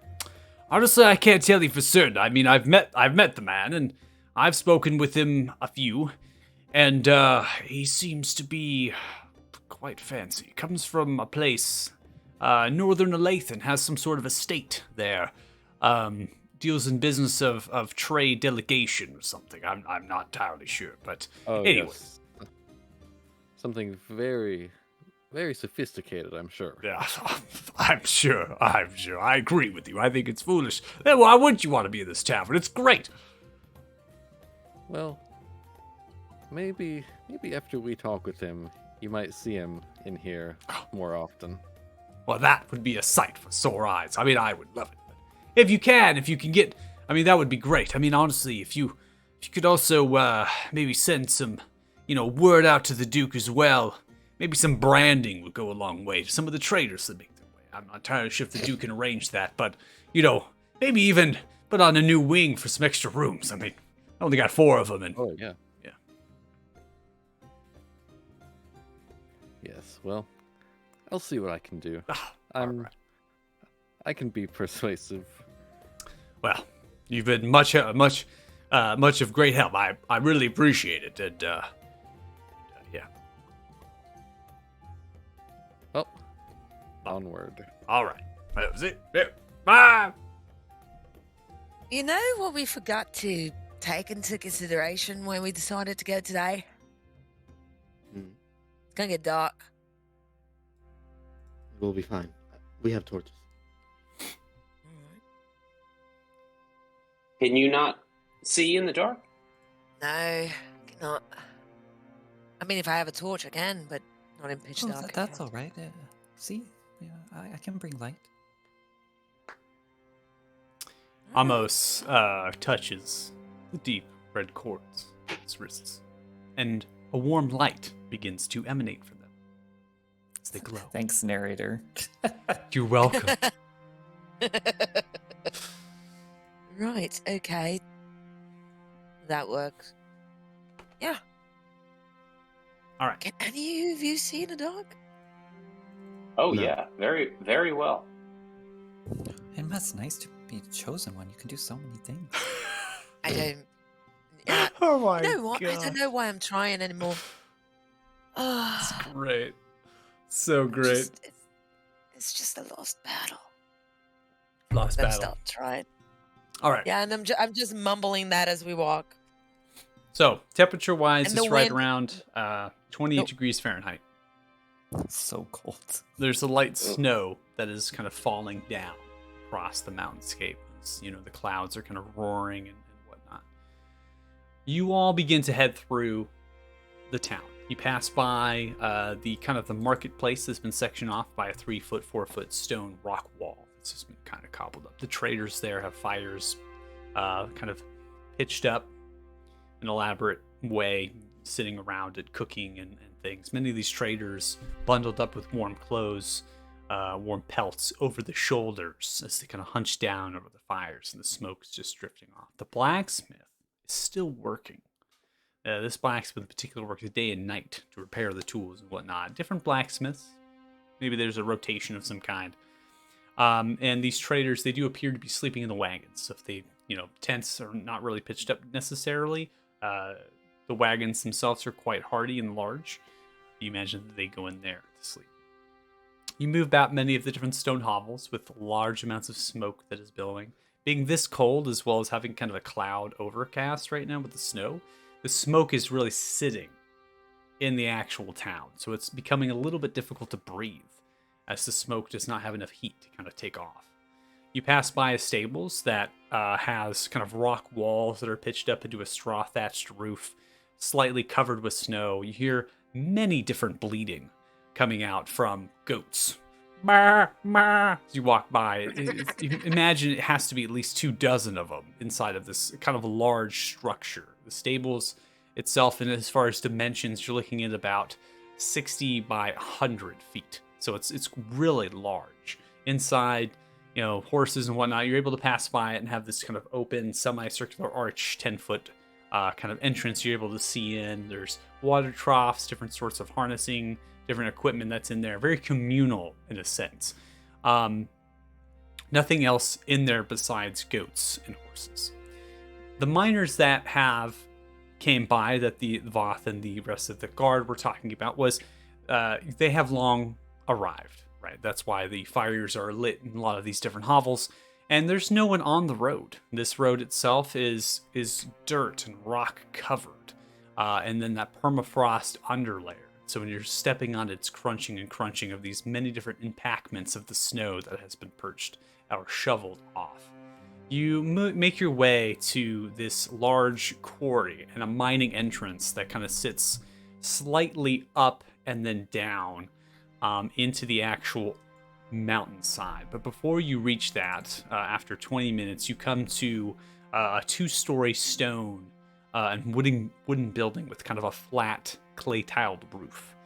This building has the stonework on it is perfection. It seems whoever has masonry the structure, it was built to last. And the fact that these brick structures are kind of diagonally placed or horizontally, it's kind of angled in different ways as they are kind of put together. And there's no loose crack at all that you can see, or any sort, like I said, any sort of imperfection in that stone. Across the street is many different tables that have been laid out underneath tall canopies, barrels of wood and charcoal, coal as well. Carts and wagons kind of scatter about. This area over there is really for kind of a pull around for a lot of the different wagons and things that are being loaded. There's winches as well as slight crane mechanisms in case they have to lift heavy barrels up, putting them into wagons or carts, and then shipping them off. There are a few miners that are kind of sitting on the tables with the fires roaring up at different places. These miners could be on break from a swing shift or whatnot. You're not entirely sure. Many of them are hunched over upon the tables, sitting on wooden stools. They're cupping their drinks and drinking it, kind of shivering sometimes before they go back to work. The 2-story stone and wooden this building here, it's slightly elevated by a stone staircase, and this is in similar fashion to the tavern in that many of the actual main structures have a foundation to pull themselves off of what snow would fall in the year round without having to shovel every day. You see that the stone door is closed. It's completely fit into the frame. There doesn't seem to be very much of a visible crack to the actual door. And there is a sign that kind of dangles off, forming a little bit of an arch and then pitching downwards. The sign reads in common, Harak Mining Company, Field House. You see that there's nobody around it. There's no windows either. But in just the little cracks that you see light, and that's kind of shining from the back of the door. You also hear the sounds of a flute that's being played from inside.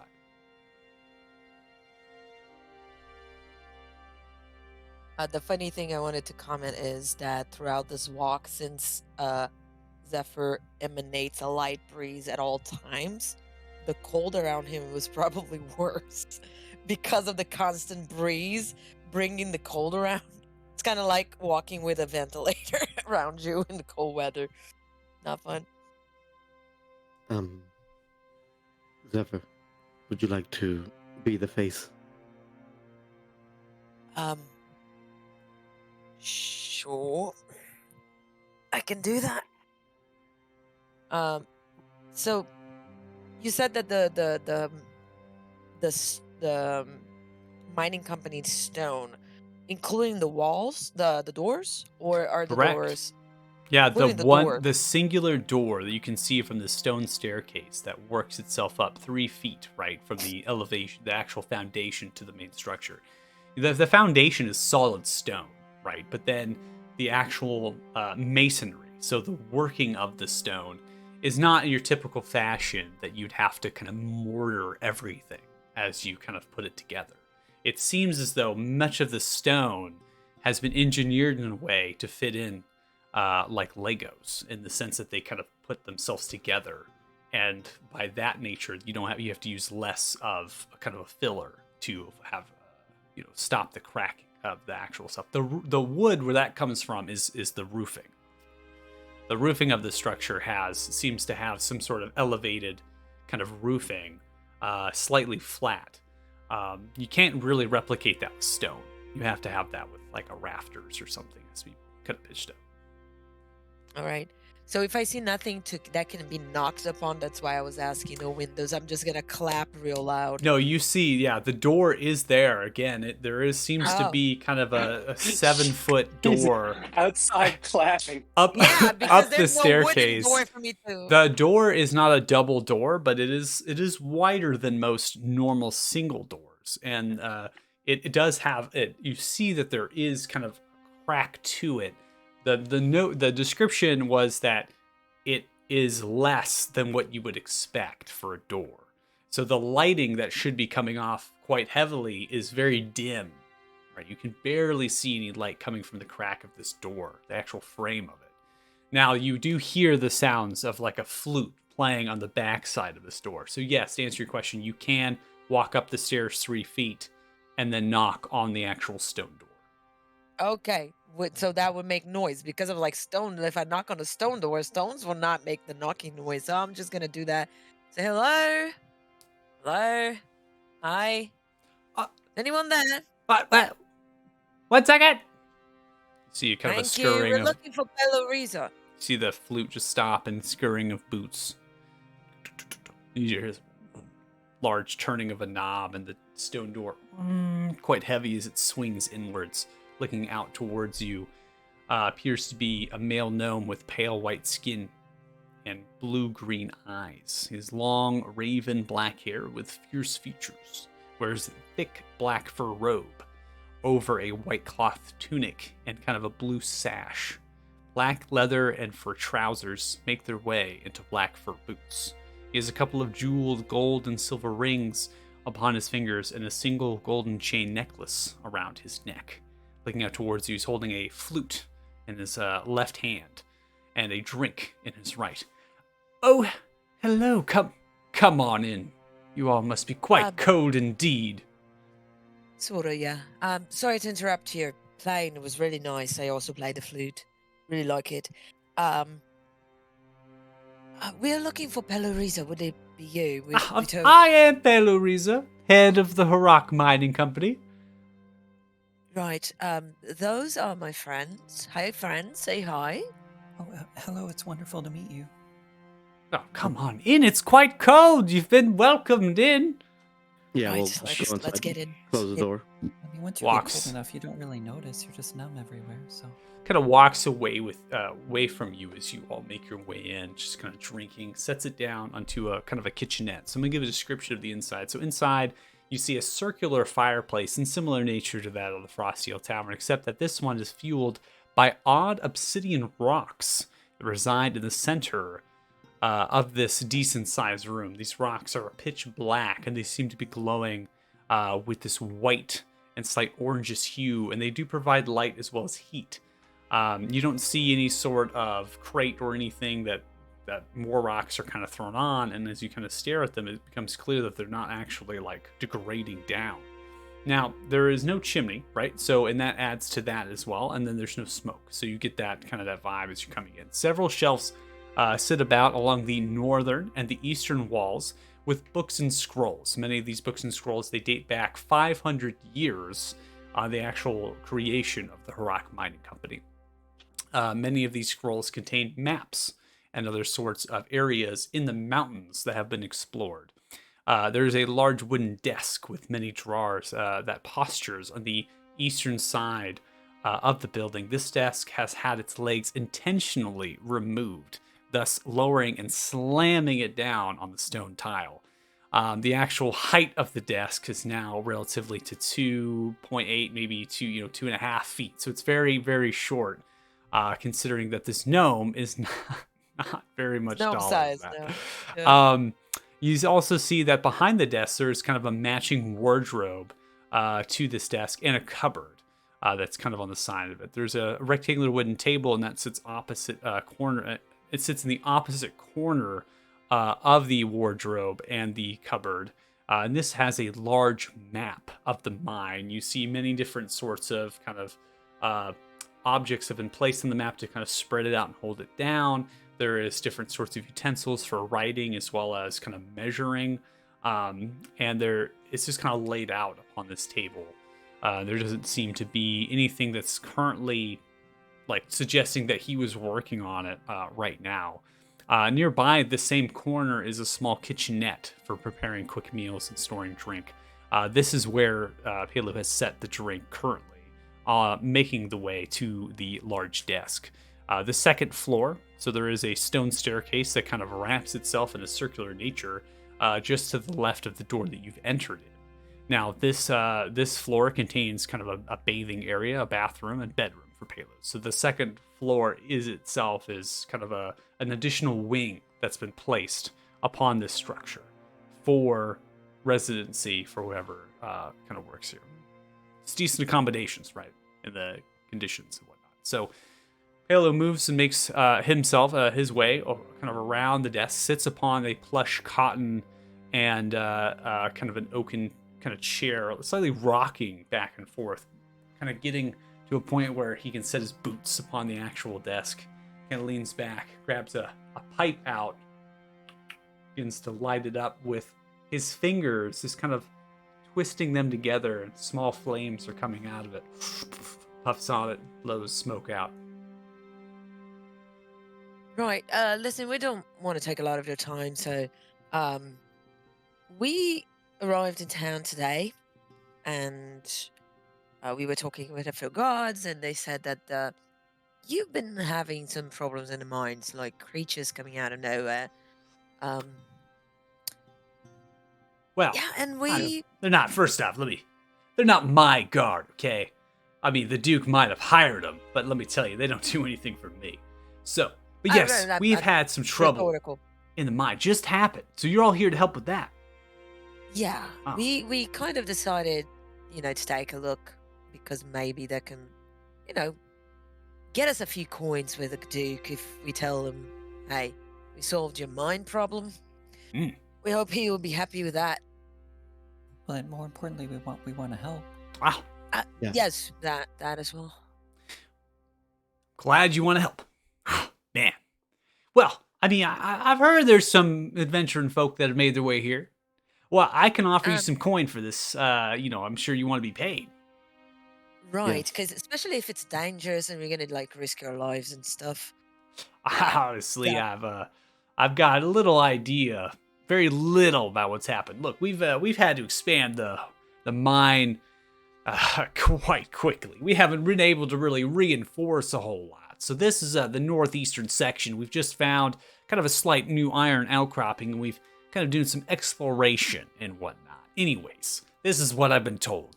3 individuals, they're building up some different support structures in this small little cavern, whatever. And these, I don't even know what they said they were dwarfs. They come busting out of the side of the cavern wall, yelling all sorts of weird language. I have no idea. They start freaking out. Everyone's freaking out. Dust and debris all falling around. They didn't even attack them. I don't know what they're all afraid of. But they go ahead and they take the carts, good old mining supplies. They start forming a blockade or something. The actual slight tunnel that leads to this little outcropping. And they're still there. They're just holding up this little thing. I mean, as far as I know, no one's pushed by. It's literally just happened, I would say, midday. So they're not creatures, they are dwarves. They call them dwarfs. Have you ever heard of a dwarf coming through a tunnel in some mine somewhere in the mountains? It's crazy. Have I? I I'm a have. dwarf expert. Well, that's great. We just need to talk to these people. See, I told you, there's nothing to fight. Maybe we can get them to leave without any violence. Right. How deep did this mine go? Well, the mine goes fairly deep. I mean, quite honestly, to get to this place, it take you about an hour just to get to there. But that is a relatively new. We've been doing more mining on the northern side, just in general, pushing up into the northern mountains. It's just now that we've kind of branched off into this eastern section, and to be quite frank, I mean, we haven't found too much of anything there, but. Maybe you find those dwarves' houses and they're trying to push you out or something. Well, I mean, I've done quite a bit of research. I mean, the Rock Mining Company was made by Clan Alderfist dwarfs. Okay, I've done research on the cities and the dwarven clans. There's no dwarven clan over here. Maybe it's an unknown one. Regardless, if we move them out of your mine, how much would you be willing to give us for it? I mean, if you got rid of them, they weren't going to come back, and I knew what they were. Whew. And look at all you. I mean, you're got some good equipment and whatnot. I probably can offer you 200 gold pieces. That's quite interesting. And what if they're just looking for work? Maybe they just want to be miners. Would you hire them? Well, I mean, they're fantastic miners, as far as I'm concerned, tunneling through like that. I'm like, jeez, I wouldn't hire them. Those scared my miners would cheat. They wouldn't work. Man, I mean, maybe you could ask them. Anyways, I honestly, that's far too complicated as far as I'm concerned. I mean, we got a quota. We got a royal decree, pulls off a paper, just shoves it in all of your faces. From King Reldor Taldar himself. And that's why that dang Duke is down there, built that fancy old manor of his. Honestly, the dude has spent more time building that thing than he has actually helping out with the mine. But who am I to say anything? I'm just a businessman. Wow. This sounds like a very important project. Well, what's more important is the prospectors that have gone missing. They've been gone for 4 days and they haven't returned. Pretty weird. They got families. Surprised you all didn't come out for that. Wait, and you're saying the prospects went into the mine and disappeared? Like, No. they didn't come back at all? We prospectors, exploration teams. I don't know how to coin it, but anyways, we sent them up into the northern mountains. There's a slight little pass that kind of works its way up, about, I would say, 3-4 miles away from here. And this map here kind of rifles through some of the doors, slaps it down. This is where they were headed, right here, on the side of this particular peak. Now, they were supposed to see if there was any sort of, soil samples, things that would continue our adventures north in the mine, right? Taking top soil stuff. But before we actually dug it out, they haven't returned yet. It was a team of 7. I mean, they haven't come back. I'm extremely worried. Well, one thing at a time. Of We can help course. with the mine now. Perhaps tomorrow we can help with this. Tomorrow. Wow, that would be wonderful. Yeah, Real hell quick, yeah, that's great. Yeah, we need that. Let's help everyone. Perfect. can I do an insight check to see if this guy is actually worried about any missing people? I Sure. don't believe that. Go and roll. He's a businessman. Time is money. Seems genuinely Wow. interested in saving. It was almost a 20. I was so in suspense. I was 'cause, very, like, the very 20 excited for this and then it rolled a 2. Hey Lou, It was can almost I, a 20. can I ask you? I'm so intrigued. When you lit your pipe just now, I noticed a particular sort of technique. Could you show that to me again? Could you do that for me? Well, it's a produced flame, a natural sense. Something that I picked up. Actually, That's amazing. yeah, got relatives in the town of Ceylon down in the far south. If there's a couple tricks. Do you know any other? Can you produce other things? I mean, I got a whole handful of things. I mean, those rocks over there come from deep in the forest. The Nifendel. Nifendel. Yeah. Can I look at the map of the mine? Where is the spot that he pointed out? Is Yeah, it so really far in? The map that he's produced to you was the direction of the prospectors. Now the large map of the mine, right? So that you can walk over to that table and look at it. I don't have a map of the mine that we're gonna go to here. So theater of mine. So there seems to be a central channel that works its way directly northeast, kind of jutting into the mountainside, right? So it kind of spikes through. And from that, you have different spiraling outcroppings, right? Almost like a tree branch, right? Where they just keep forming and forming and forming. At some of the ends of these branches are large caverns that have been opened up and increased over time, right? Because they found a deposit. And so they kind of reinforce the cavern, they make it larger and larger. So everything that is old and higher up in elevation, so to speak, right? So surface getting, more towards the surface level, that is closer to you all in position of the mine. Mm-hmm. This particular branch seems to be the farthest northeast to the right of it that goes directly east, right? So it's at the very end of their main tunnel, and it's actually just the singular branch. It hasn't even branched off at all. They've just kind of tunneled into it and hooked around, and it seems to be a small cavern with fresh ink that's been kind of put up, in kind of a question mark in the general sense. And what holds true to what Pelu was saying was it does appear that more of the left side, which is the northern side, right, which would be north, kind of west, right, towards that, has been explored or dug out. So they're kind of they were mainly on one side for most of the mine's life, and now they're deciding to go to the other side. And that kind of explains potentially why there are prospectors or investigators kind of sending them up into the mountains to be like, hey, have we just run out? Have we ran dry on this side? What on the surface is there to tell us that we can continue mining heavily more on the side that we have always done, right? So they're playing both bets. Okay. I'll look to the gnome and say, I'm ready to go. I think I accept this quest, as it were. Wow, that is great. That's wonderful. So I have one more question, Pelu. Ah. Your fire here Mm. is extraordinarily unique.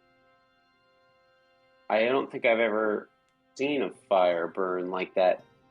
Did you make this? Nah. I mean, you can turn off the flame, similar to how I produce the flame. It's not, it's a natural flame. See, there's a druids in the Niflheim. Okay, let me tell you. All right, so they're referred to as the Zalnir, right? They're some history with elementals. I'm not entirely sure, but these rocks, right? So they have ties in with that, and they're just kind of permanently on fire. They produce heat, as far as I know. And these druids, the Zalnir, gave you these rocks? Well, they're passed down, family heirlooms. I'm sure I had some distant relative that was part of the grove at one point. But we have, my family anyways, we've gone more to trade and heading further north, kind of away from the elves. Oh, When they're he talks elves. When he Yes. talks about druids, is that name of the druids familiar to me? Are the same druids that help me out, or is it a different kind of druids? These are a different kind of druids. Okay. Can anyone go to this grove? It sounds wonderful. I mean, the Zalnir are very welcoming people. I mean, they it's difficult to find them, though. They're in almost the heart of the Niflheim. I mean, I've heard that they also help on the road, monster attacks, whatnot. They kind of just, pop up and aid their services, so to speak. They work really well with the Rangers of Niflheim. They kind of cooperate in that way. The Rangers of Niflheim, they're kind of a staple, right? And they do support Salon. They also, I think, have a seat somewhere on the council in Merlandar or something like that. I'm not entirely sure. But again, I wouldn't tailor. My family, we kind of pushed towards the business side of things. We wanted to get away from all that Temerian colonizing, elvish rule and whatever. Being a gnome such as myself and having a lot of family ties. Just didn't like the way they did business.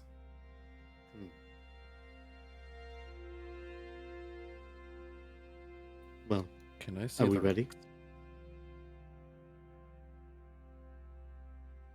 Have you sent anybody? I'm sorry. I have another question, Caleb. When the prospectors failed to return, did you send a search party? Well, I mean, if I said a search party, they'd probably be lost too. No, of course I did. I sent 2 or 3 of some individuals. They went up into the mountains, but again, harsh conditions. We don't have anybody that's real great at survival and walking through here. They returned. They went to the location that apparently was on this map, and they said they didn't find anything. They just came back. And the current predicament in the mines, we just came from a tavern not too far from here.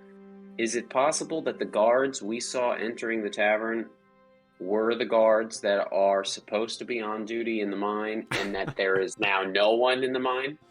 Listen, okay, no guards are on duty in the mine. It's my miners that form that blockade. It's my miners that are afraid for see. their lives. I mean, of course, I can go to the Duke and be like, please, please send your people over there. And he'd probably wave his hand like this and say, no, I got some fancy drink to do or I got something to eat. And my people are here to protect the town, not your mine, the town. I would say, hey, well, King Reldor Talthar, royal decree, that's your head on the line. He would laugh and scoff at me and say, well, you know, that's business. Now, if we were to go in the mine, towards the mine, to the mine, would we meet resistance by the miners because of being strange faces, being fresh faces? Is it some kind of credential we need from you in order to pass? Look at all of you. Come on now. Oh, well equipped. Got an army of fit. Looking good. No, I think you'd be fine. I can give you something, though. I can give you a piece of paper here. Kind of grab something begins to write it out. Well, And, we're meeting with the Duke tomorrow, and stomps some sort of ink symbol onto the thing. It seems to be like a rock mining company symbol of some kind. Begins to kind of wrap it up towards you. Just that, I mean, if you need something official, but again, my miners, they could care less. They're just happy to see somebody. yeah. Well, it sounds like this town exists mainly to mine, right? So yeah, I mean, it's in the Duke's best interest. We'll make sure that some guards are stationed there. Yeah, we can ask that too. Well, I The Duke's appreciate going it. to be busy. He's going to be going to the Frosty Ale Tavern, sending guards to the mine. It's going to be great. Wow. That's awesome. I mean, I would love to see that. So are we ready? Can I take a look at those rocks? Go for it. What would you like to see about them? Can I pick them up? You can. You reach into the kind of the pit. Well, for you, it just be a little bit of a kind of over the top kind of thing. You grab one of them, fits into both the palms of your hands, forming different sorts of sharp edges. Right as you kind of pick it up towards you, still on fire in your hands, providing warmth that becomes less in intensity of heat and light as you hold it. Can I borrow this? No! Okay. It's family heirloom. Did you hear what I was saying? Gosh, taking my rocks. I'll bring it back. Can a gnome get some peace around here? His own dang rocks? You're not gonna put it back. You know, I don't know much about the gnomish language, but do you have a word for please? Of course I have a word for please, but it's not coming to you, buddy. Look, you want to help in my mind? That's great. You want to save the prospectors? That's awesome. I got coin. I'll pay you. You want to talk to the Duke? You want to get some guards set up? That'd be fantastic. You want to get the Duke into the Frosty Hill Tavern? I'd be there to laugh and sit there with Barlow and Drake and laugh at that day. But you ain't taking my dang rocks, right? These rocks stay there. So it keeps my whole thing warm. All right. Reminds me of home, too. Ask. All right. So, Okay. Well, let's head out before it gets too dark outside. Probably already very dark outside because of the snow and all of that.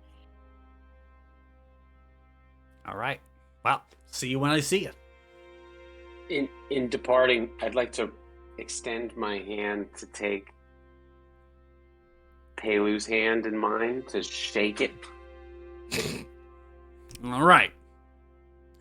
Put it there. And I go to kiss it.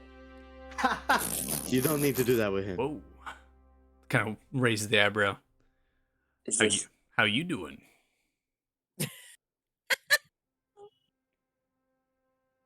I'm not gonna stop him. Nope. It's very dangerous to give me a is distraction this? like this. You know, what does how this long are like? you going to be here for? I don't know. No.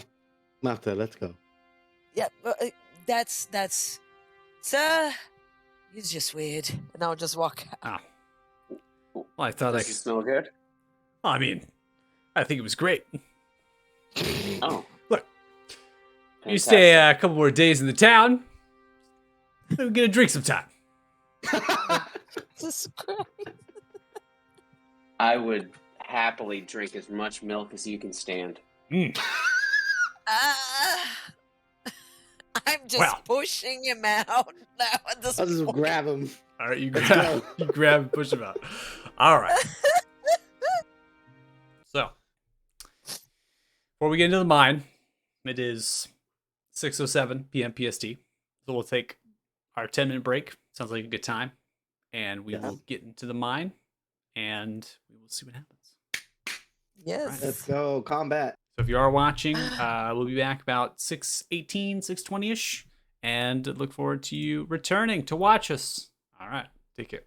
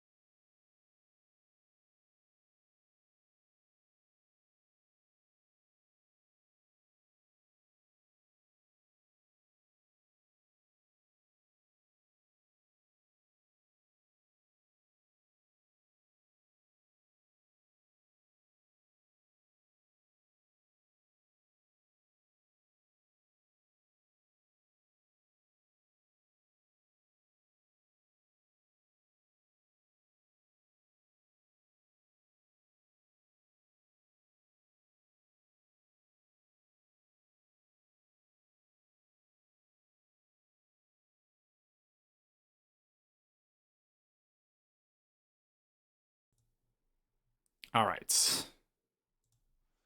Also, gonna move this stream view over. Welcome back. If you are watching us, awesome. That's fantastic. We're gonna be coming into the second part of session 2 for Group 5 as we delve into the Harak mine. Cue some music. Mafdet and his marvelous minions.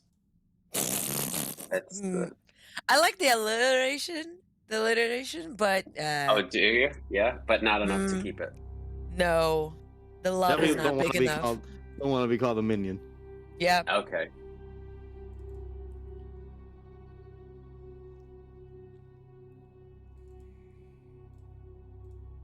Ooh, music. Okay. So the Harak mine, as you make your way up the quarry, you don't pass by many people. You do pass by different amounts of fires that have been pitched up on the quarry sides, these steep cliff side, the cliff sides have been kind of built up and then receded down into the mine. The mine entrance is supported by these haphazard stone columns that have been reinforced with timber and formed several different actual rooftop that extends outwards about 6 feet from the actual rock mountainside. Now, what's important to note is that this is the end or the beginning of the mining track that's been laid out. There seems to be kind of the track coming out of the entrance of the mine, which is about a 10-foot width and about 11-foot height, forming a semicircular arch at the top side. Now, the actual tracks, they come out towards you and they curve to the west. As they do, it comes into a slight kind of turning mechanism that's able to rotate them if they need to and send them back in the same direction or reverse them in some way. You're not entirely sure if this is like a relic of some equipment that the Clan Alderfist dwarfs used to actually excavate the main kind of tunnel that extends downwards. Given the fact that many of these carts now seem quite barbaric, with the metallic wheels that are corroded and rusted from the moisture, and the wooden kind of sidings and metal reinforcement of them. They're very, very much in dire need of repair, which explains why the blacksmith has been working. The blacksmith works day and night, right, to repair these tools. But you're talking about a mining operation that has existed for nearly 500 years. Obviously not in the complete and total hands of Pela Riza. And a lot of the tools and the things that were established here were purchased. And they haven't necessarily been upkept very well. So, for a long period, the mine itself was dormant, and that is visible by some of the actual rock slides and debris on the receded part of the quarry as they've come down around you from the left and the right as you make your way down a slight slope, and you enter into the mine itself. Now, the mine is vast and encompasses nearly 8 miles of underground terrain. The majority of the distance that you'll cover is not nearly that, as you are going down this long stretch of a 10-foot wide tunnel with about a now 13-foot ceiling height, with actual stone, rocked and timber-supported pillars that are on either side of the structure at intervals of 8 feet or so, kind of supporting the large tunnel. As you pass by, you see the fragments of branches at your left and right. Above them are numbers and letters, signifying that this is the branch A, tunnel 1, then to tunnel 2, tunnel 3, like A2, A3. So that's how they're designating the branches and the sections off. You make your way all the way down. It takes roughly about 30 minutes to get to the end of this central actual tunnel before all the different branches and things happen.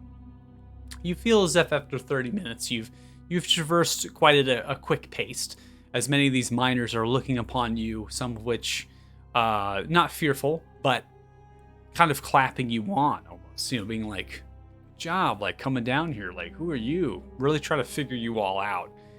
Many of these, the central tunnel are moving supplies into the other branches that are being operated on. You get to the end. Now, this branch in particular is in the actual letter stage. You're looking at roughly Y in this in the letter stage, and then branch 1 for Y. And you kind of hang a right. You begin to head directly east as you snake downwards. The entire journey is a descent. So just fair warning, you've all have gone into the depths the more you go down. If you had to put as an elevation, an actual sub elevation towards it, I would probably say that you've gone easily upwards of just like shy of 900 feet down. So it's not in that deep of a mine, but it is decent as far as the distance of 30 feet, like 900. Like you've gone pretty far down, and you followed the actual mining track down all the way. Now the mining track itself doesn't seem to diverge too much into the actual branches after the midway point of the central tunnel. So you get to see that a lot of the stuff that you've now gone into for the last half of your journey down the central tunnel hasn't really had much work done to it to incorporate these tracks or even spread out the branches, especially on the side that you're going to.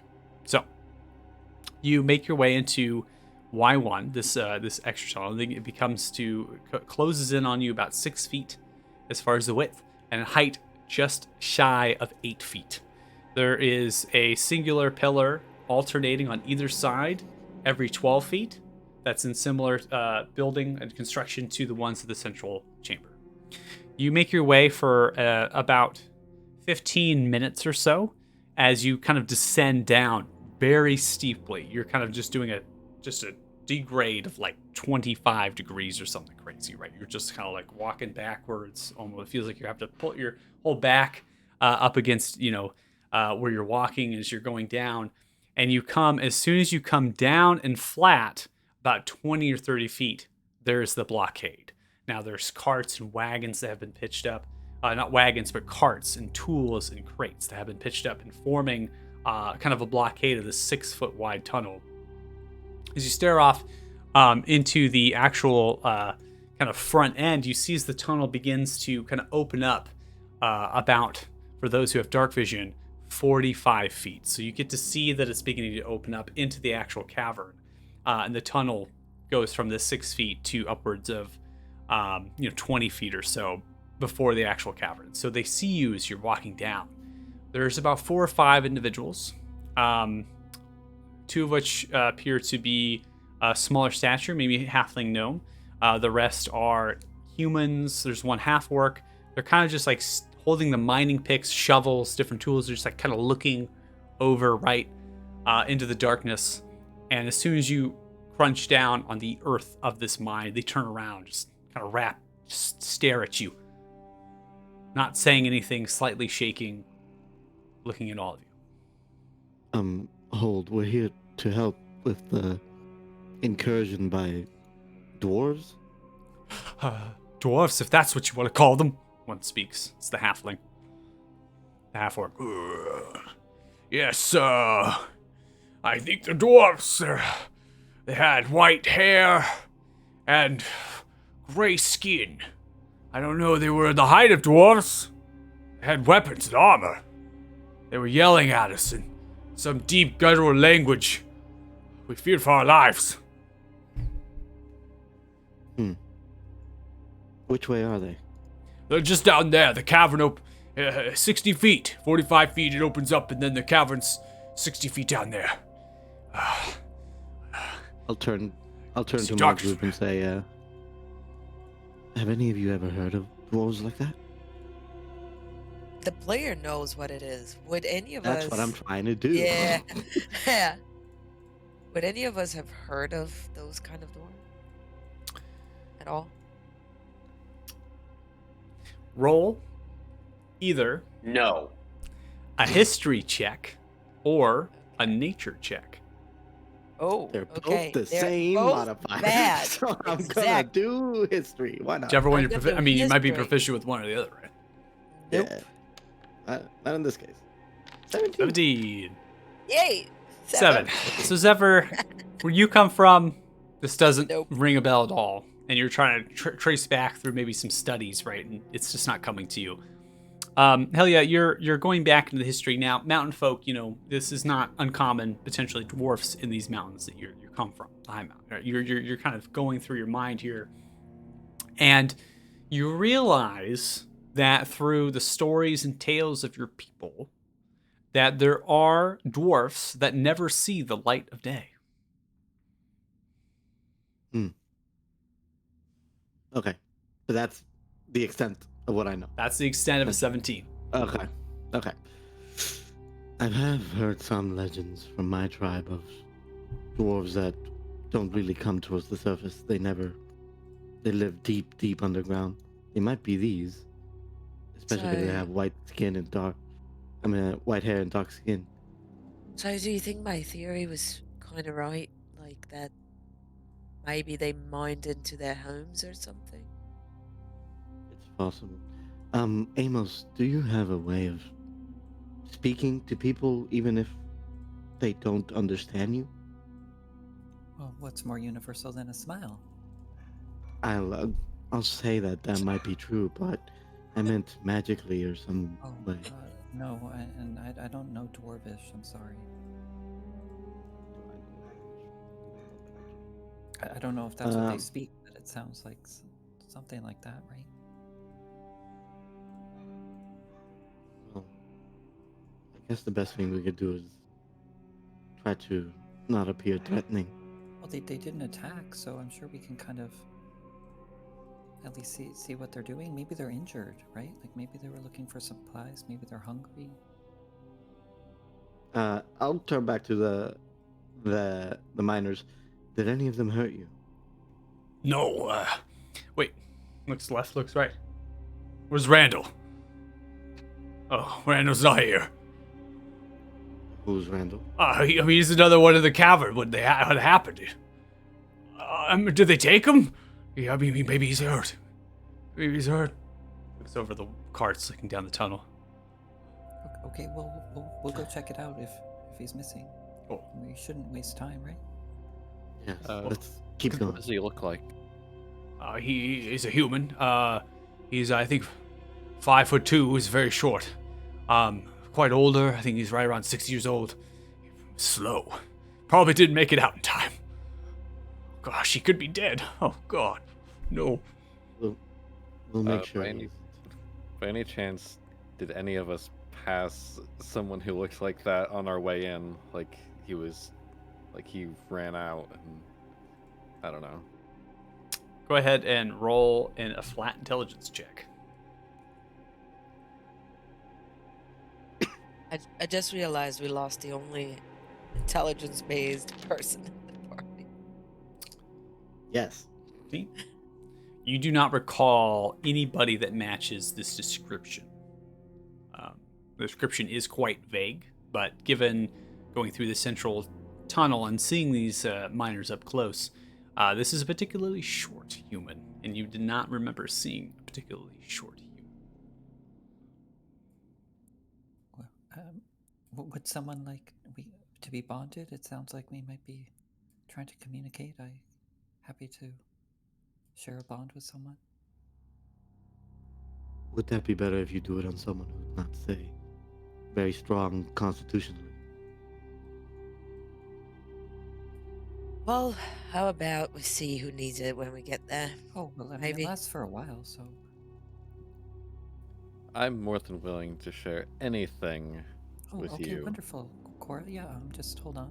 And he raises his hands, and we casts or activates a boldening bond between the two of them. So, while Okay. you're within 30 feet, you get to add a D4 to an attack roll, saving throw, or ability check. Once Who per and turn. who? Himself and Cora. Oh, okay. He doesn't think we're going to be fighting, so.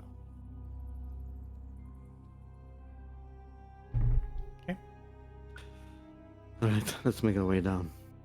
Maybe quietly. Oh, real quick. This might seem a bit insensitive to ask at the moment, but how do you all feel about the mining corporation and Pelu Rezo? Oh, I think I can speak for everyone here.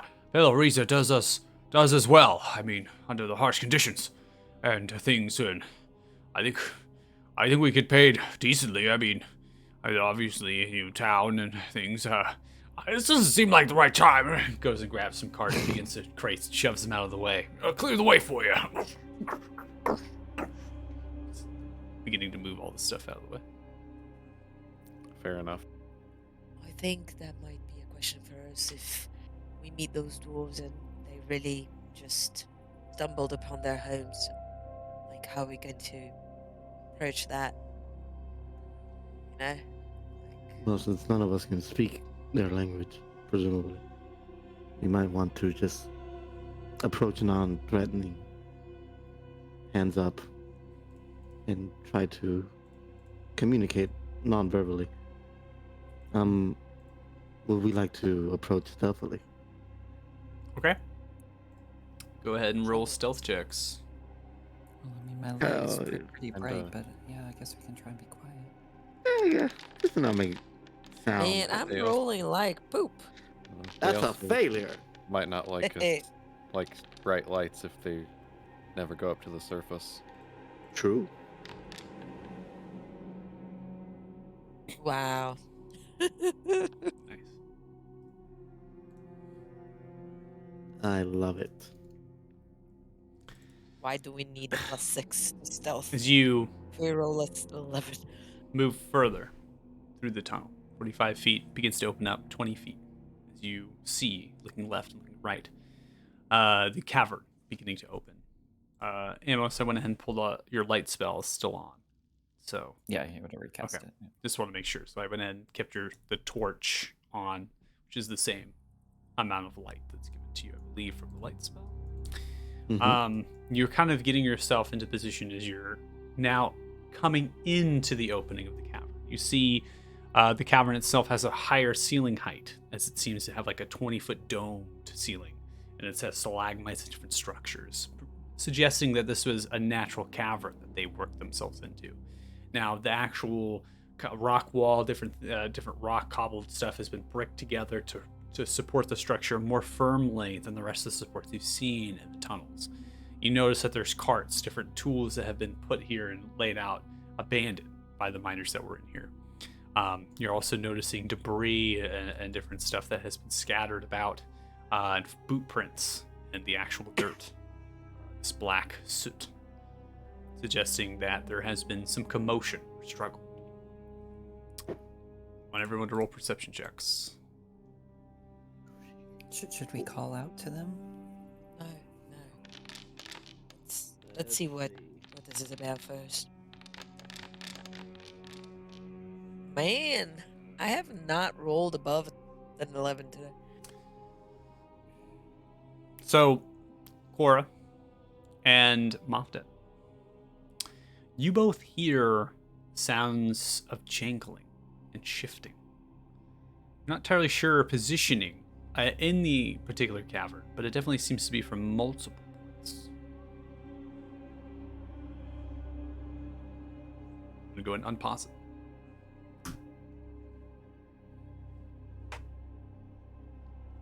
I would like to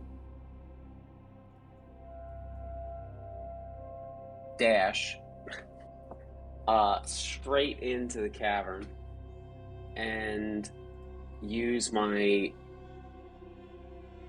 climbing speed of 20 feet to scale the wall and try and get as high and far into the cavern as I might, as long as I'm out of reach of what I expect a dwarf's reach might be. Sure.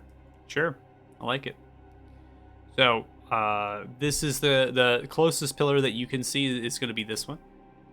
That one does seem to go up to about 18, 19 feet right into the stalagmite structure and actually gives you half cover when you're up there. Perfect. Can I make it? Yeah.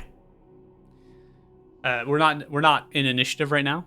So, given in distance wise, I believe with your climbing speed and the way it is, you could get there in a full dash. So it'd be 6 seconds. So you see his Moftet doesn't say anything about the sounds and whatnot. Just you see Moftet just kind of move into the darkness and the shadows, begin to scale the rock kind of pillar that's there, and kind of disappears into the darkness. Mafta, wait, where's he going? He can see. He'll be fine. Just move along with us, Amos. Some of us can't see in the dark. Well, Yeah, we're I'm not staying close to chosen. the light. Oh, will you stop that already? When I see them get to about there, can I cast prestidigitation in the opposite direction of them to create? Oh, careful, just knock that over. To create a shower of sparks that hopefully draws the attention of whatever might be making the jingling. Okay. But again, in this direction over here. Yeah, so you want to create it like over here. Correct. So as they begin to kind of slowly advance, again holding on to the stealth, right? The stealth rolls. You get through prestidigitation, different begins to spark in the backside of the cavern.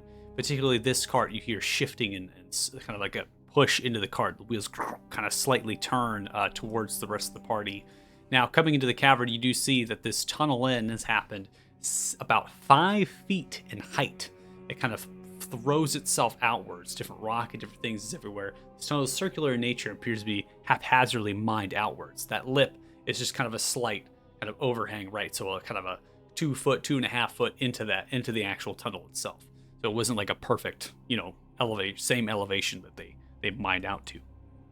So in particular, I'm going to ping it that cart has particularly moved. But you're staring there, trying to see and perceive. You don't see anything. Are you sure we shouldn't say something? This doesn't feel very peaceful. If I may, I'm going to scamper back to the group. Okay. And tell them that about 30, 40 feet that way, and I'll point to the cart, which I guess I can see. You can see. There's motion, there's some stirring. I cannot smell them, I cannot see them, but the cart is moving, and it is reacting to stimuli. All right, I'll look at Amos, just give him a little bit of a nod and say, you can call out if you wish. Hello? We have food and water, and if you need healing, we can help. Hello? You're speaking in common. Yeah. I'll take out my greatsword. I scurry back up the pillar. I'm gonna hide behind him as he. Moftet, calls go ahead and out. roll perception. Since you declared smelling, I want to make sure that you have a justifiable perception roll for particularly smelling. Oh, sure. 20. So you're kind of smelling in the air as you kind of Right. climb up, right? So you do smell them, in particular, not just that cart, but at every other cart. I smell You smell what's Something living. stank and murky right. and moldy, particularly fungi. Oh.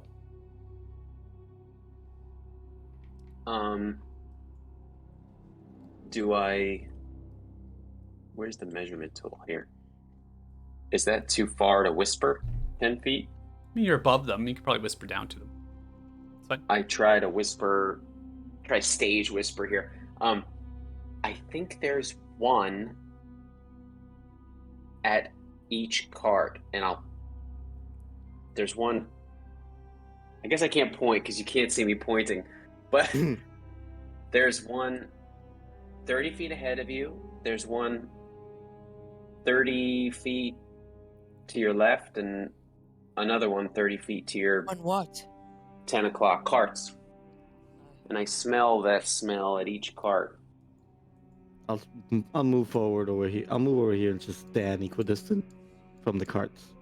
It smells like decay. It smells like fungus. When Amos said something, did we hear any movement? You all Okay. saw, well, not particularly saw, maybe in the darkness of the dim, but you definitely heard the wheel move of the cart that's in front, which is this one, from the prestidigitation spell. You have heard that. As you're kind of moving closer and closer in, Amos, you're the one who spoke up in common.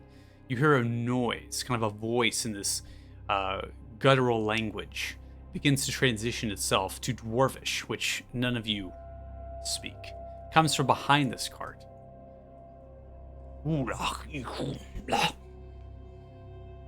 Can't see anything. I'm sorry, I don't understand. Do you speak Elvish? Alaskan Elvish. You're a grunt coming from behind the cart. I'll say in giant.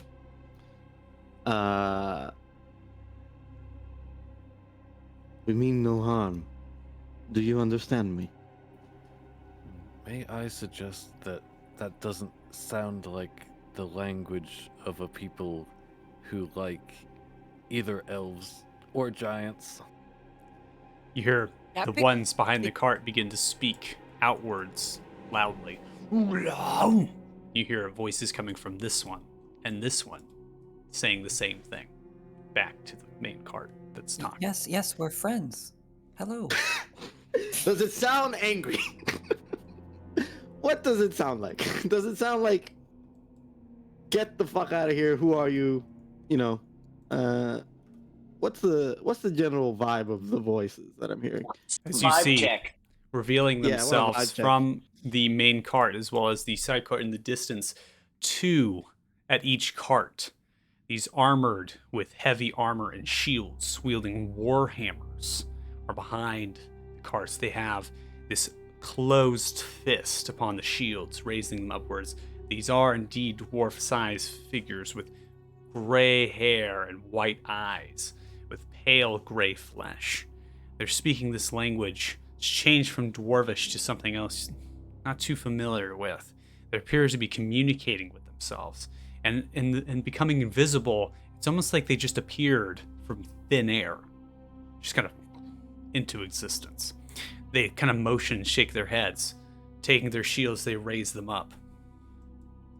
I want everyone to roll initiatives. yeah. At least we tried. There's no conversation here There's no way. because we don't They speak haven't done the anything language. hostile yet. Well, yeah. Brandishing weapons is pretty hostile.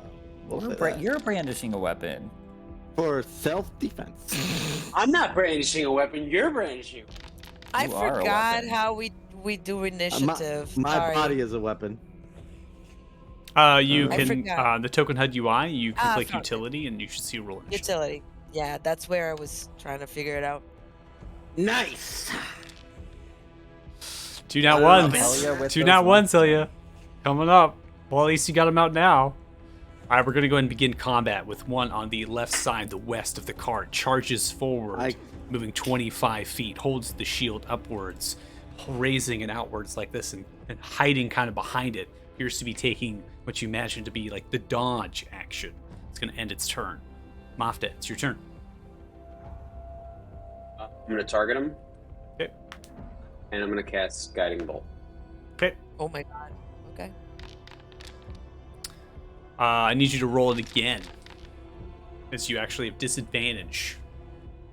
Oh. Okay. Don't use a spell slot for it. If you do, you can always put back the spell slot if you need to. Got it. Still hits. I'm going to take whatever is highest, so 13 points of damage.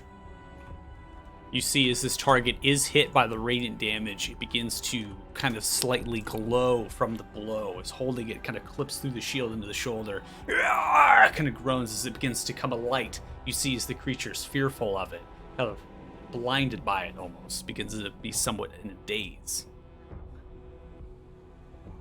Perfect. That's my turn. All right, Cora.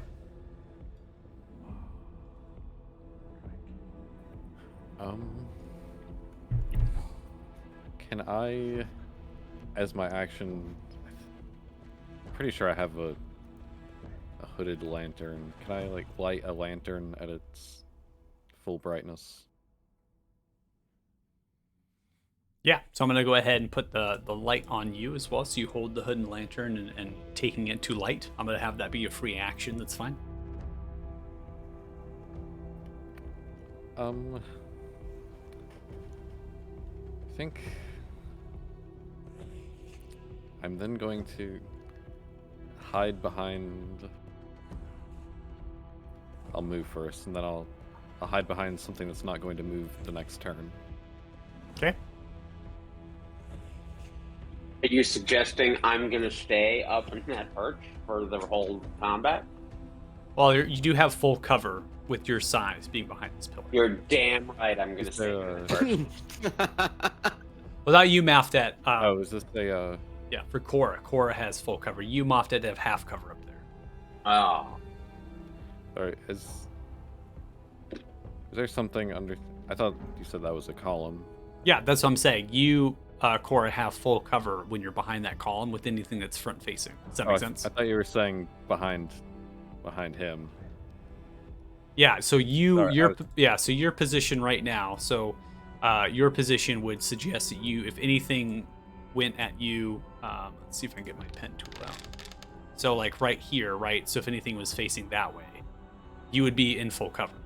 They wouldn't be able to see you with your size. Does that make sense? Yeah. Okay. So for every, potentially if we kind of look at it, so these two over here, they can't see you. Yeah. I was just saying, I'm not. I don't know, not hiding behind the person, but the column. Yeah, that's what I was that's just what I'm very telling slightly. you. Yeah. Just to make sure. Okay. Okay. And then I do that, and I guess I end my turn because I can't really do all that much else. Okay. All right, Zephyr. I'll look around. This is looking like it's gonna be a fight, right?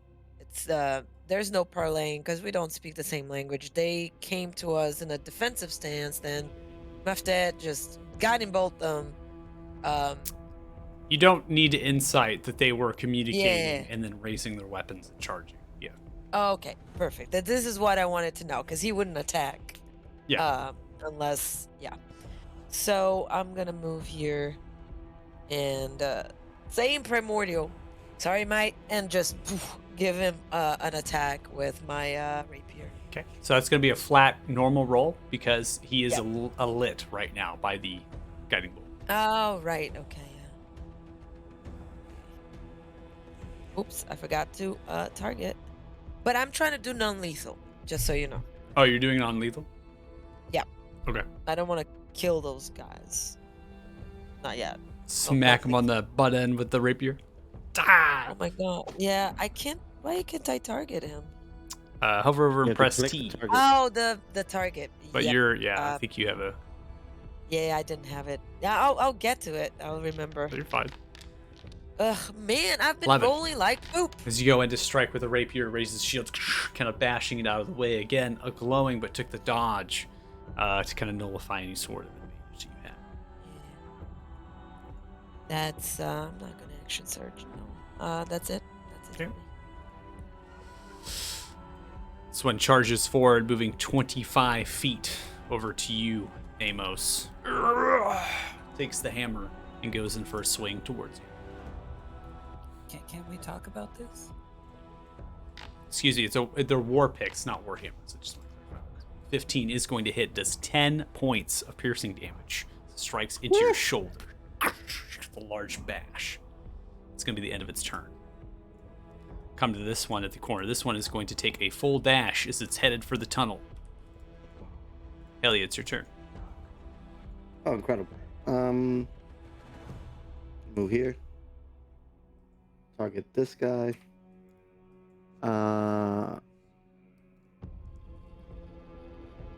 Is declaring reckless is a free action? Yeah. Yep. Yeah, Okay. you just declare it, and then you have advantage on your swing. Okay, so I'm just gonna rage first.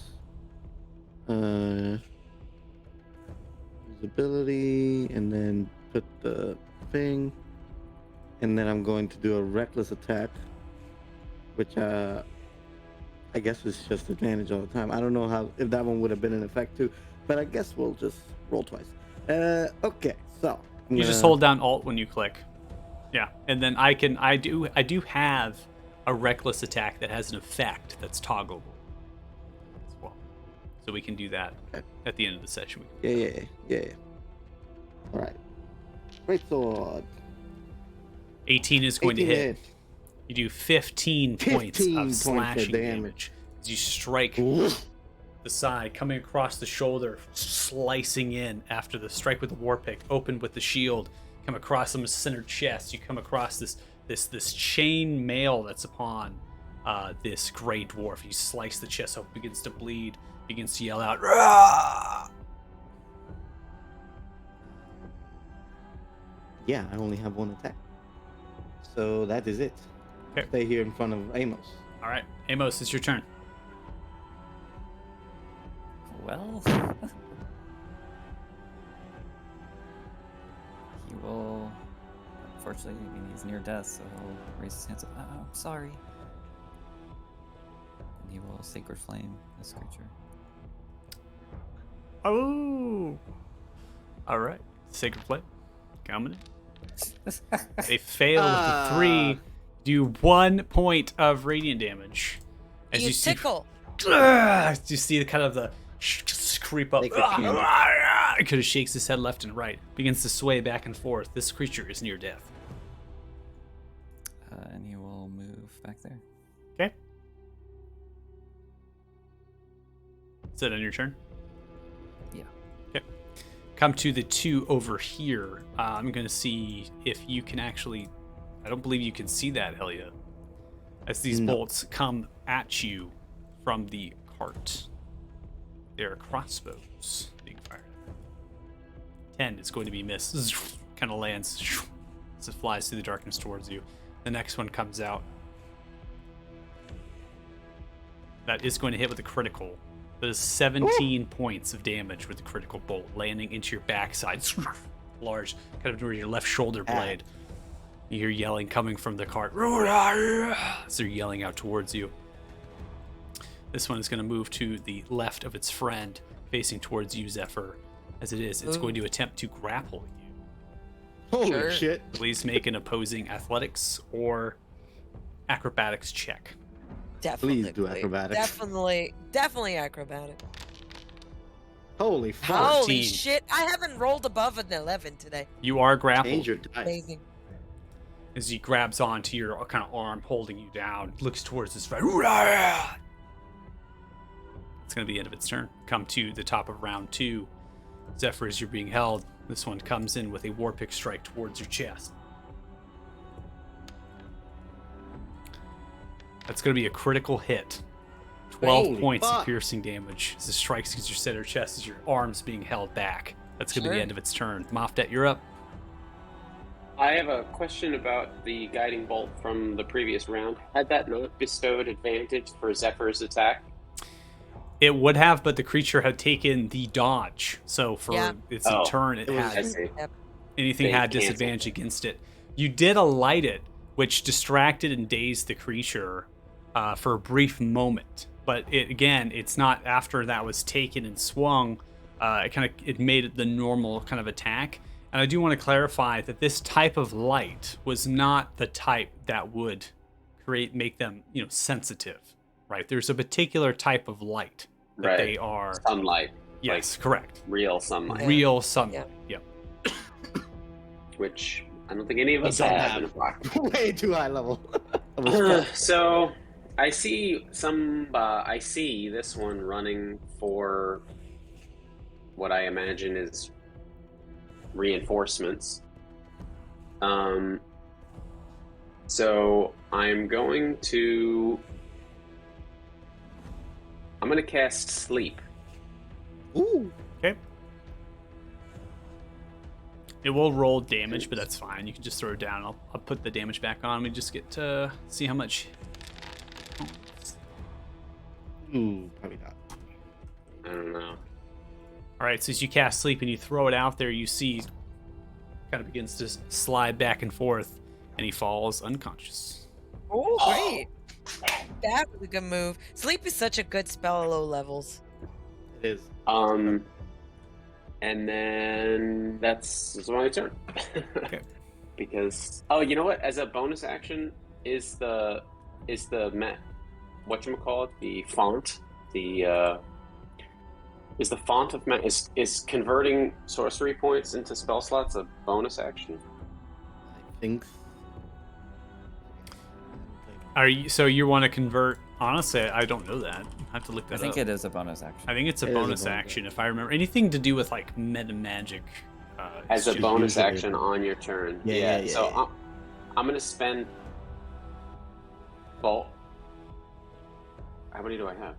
2, right? I'm gonna spend both of my sorcery points to get a spell slot, a first level spell slot back. Okay, Does that make sense? Yes, it does. Yeah. that's how it works. Or that's my bonus action. Okay. Aura, you're up. Well, I think I won't waste my second turn. I'll go 15 and stab this guy with my rapier. Okay, I will give you flanking, even though you are off position. But given the position of this creature, you are flanking it because it's facing between Helia and Amos right now. So go ahead and get advantage. Hold down Alt, and then you can swing.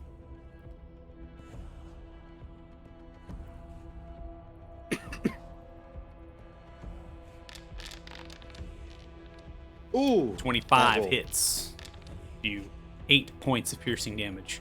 No need to roll sneak attack as you come through the chest, stabbing upwards. It kind of groans, looking up towards the sky. You pull it out, blood begins to pour. It kind of slumps over and falls flat as you pull the rapier out. Okay, that was 15 feet, and then is there, if I moved like there, could I kind of use the cart for cover if I wanted to bonus action hide? With your height, you can hop in the cart and hide in it. All right, I'll do that then. Okay. Go ahead and roll stealth.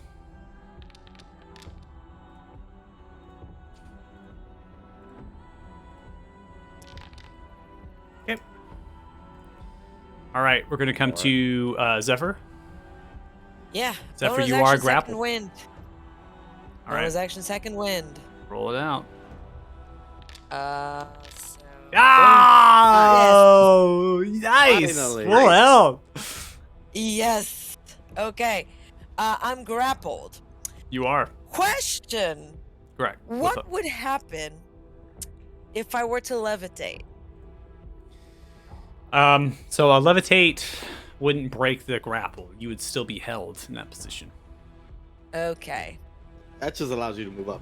It just allows you Yeah. to go upwards. I will say, this person is grappling on you. If you do levitate upwards, the hold will still maintain.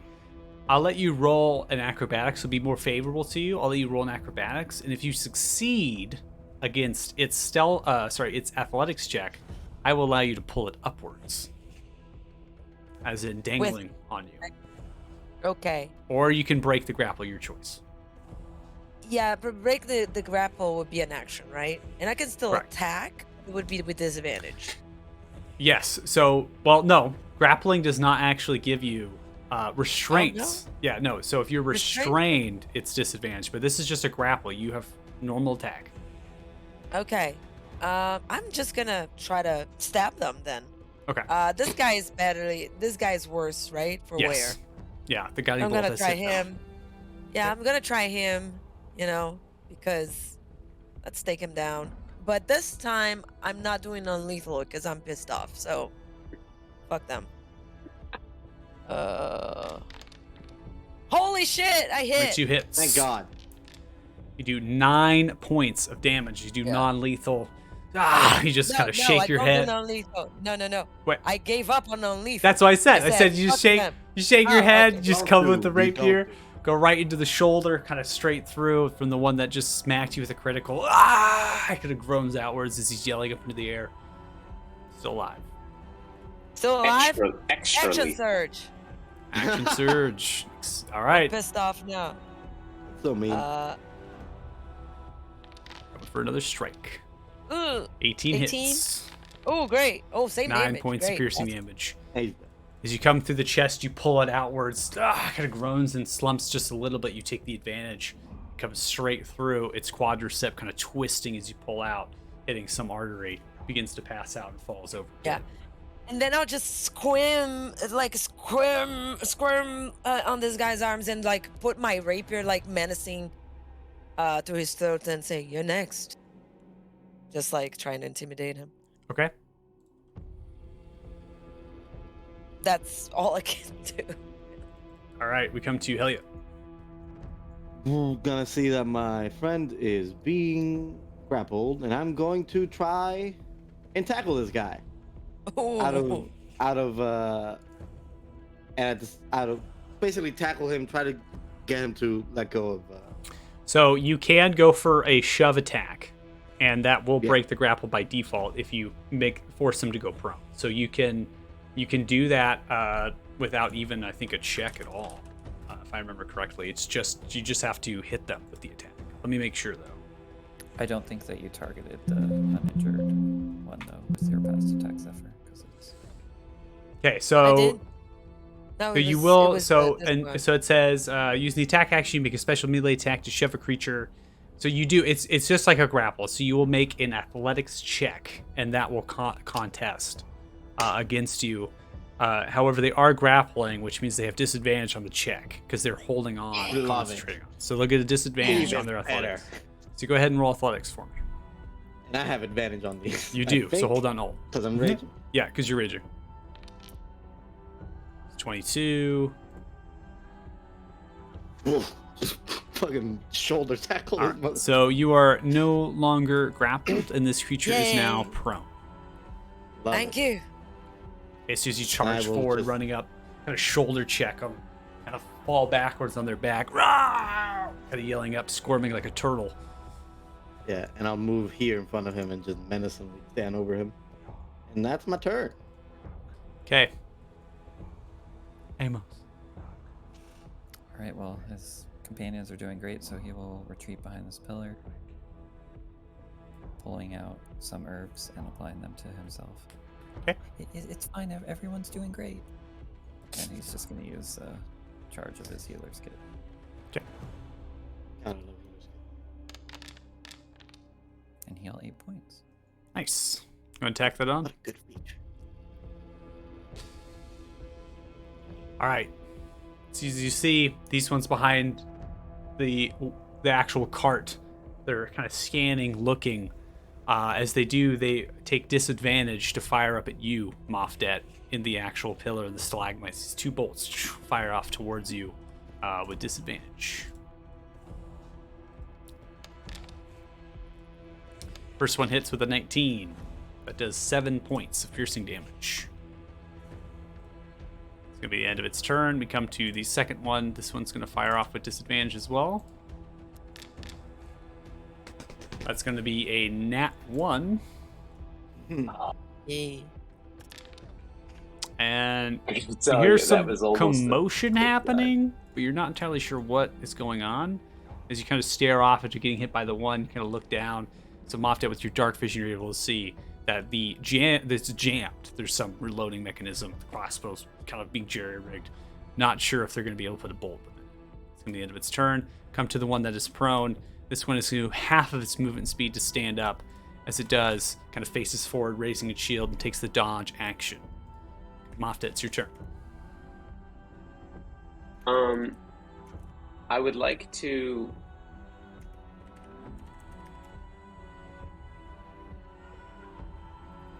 Are they bestowed cover the same way that I am because they're behind the cart? They are. Yeah, so they're in half cover. They take opportunities to come up and pop shot. Defines as half cover even though they're coming in and out. The one that is reloading is not in cover right now. That one on the right. So this one right here is standing up straight above the cart, Standing. trying to fix the crossbow. I wonder if I could try to attack. If I cast Firebolt on the cart,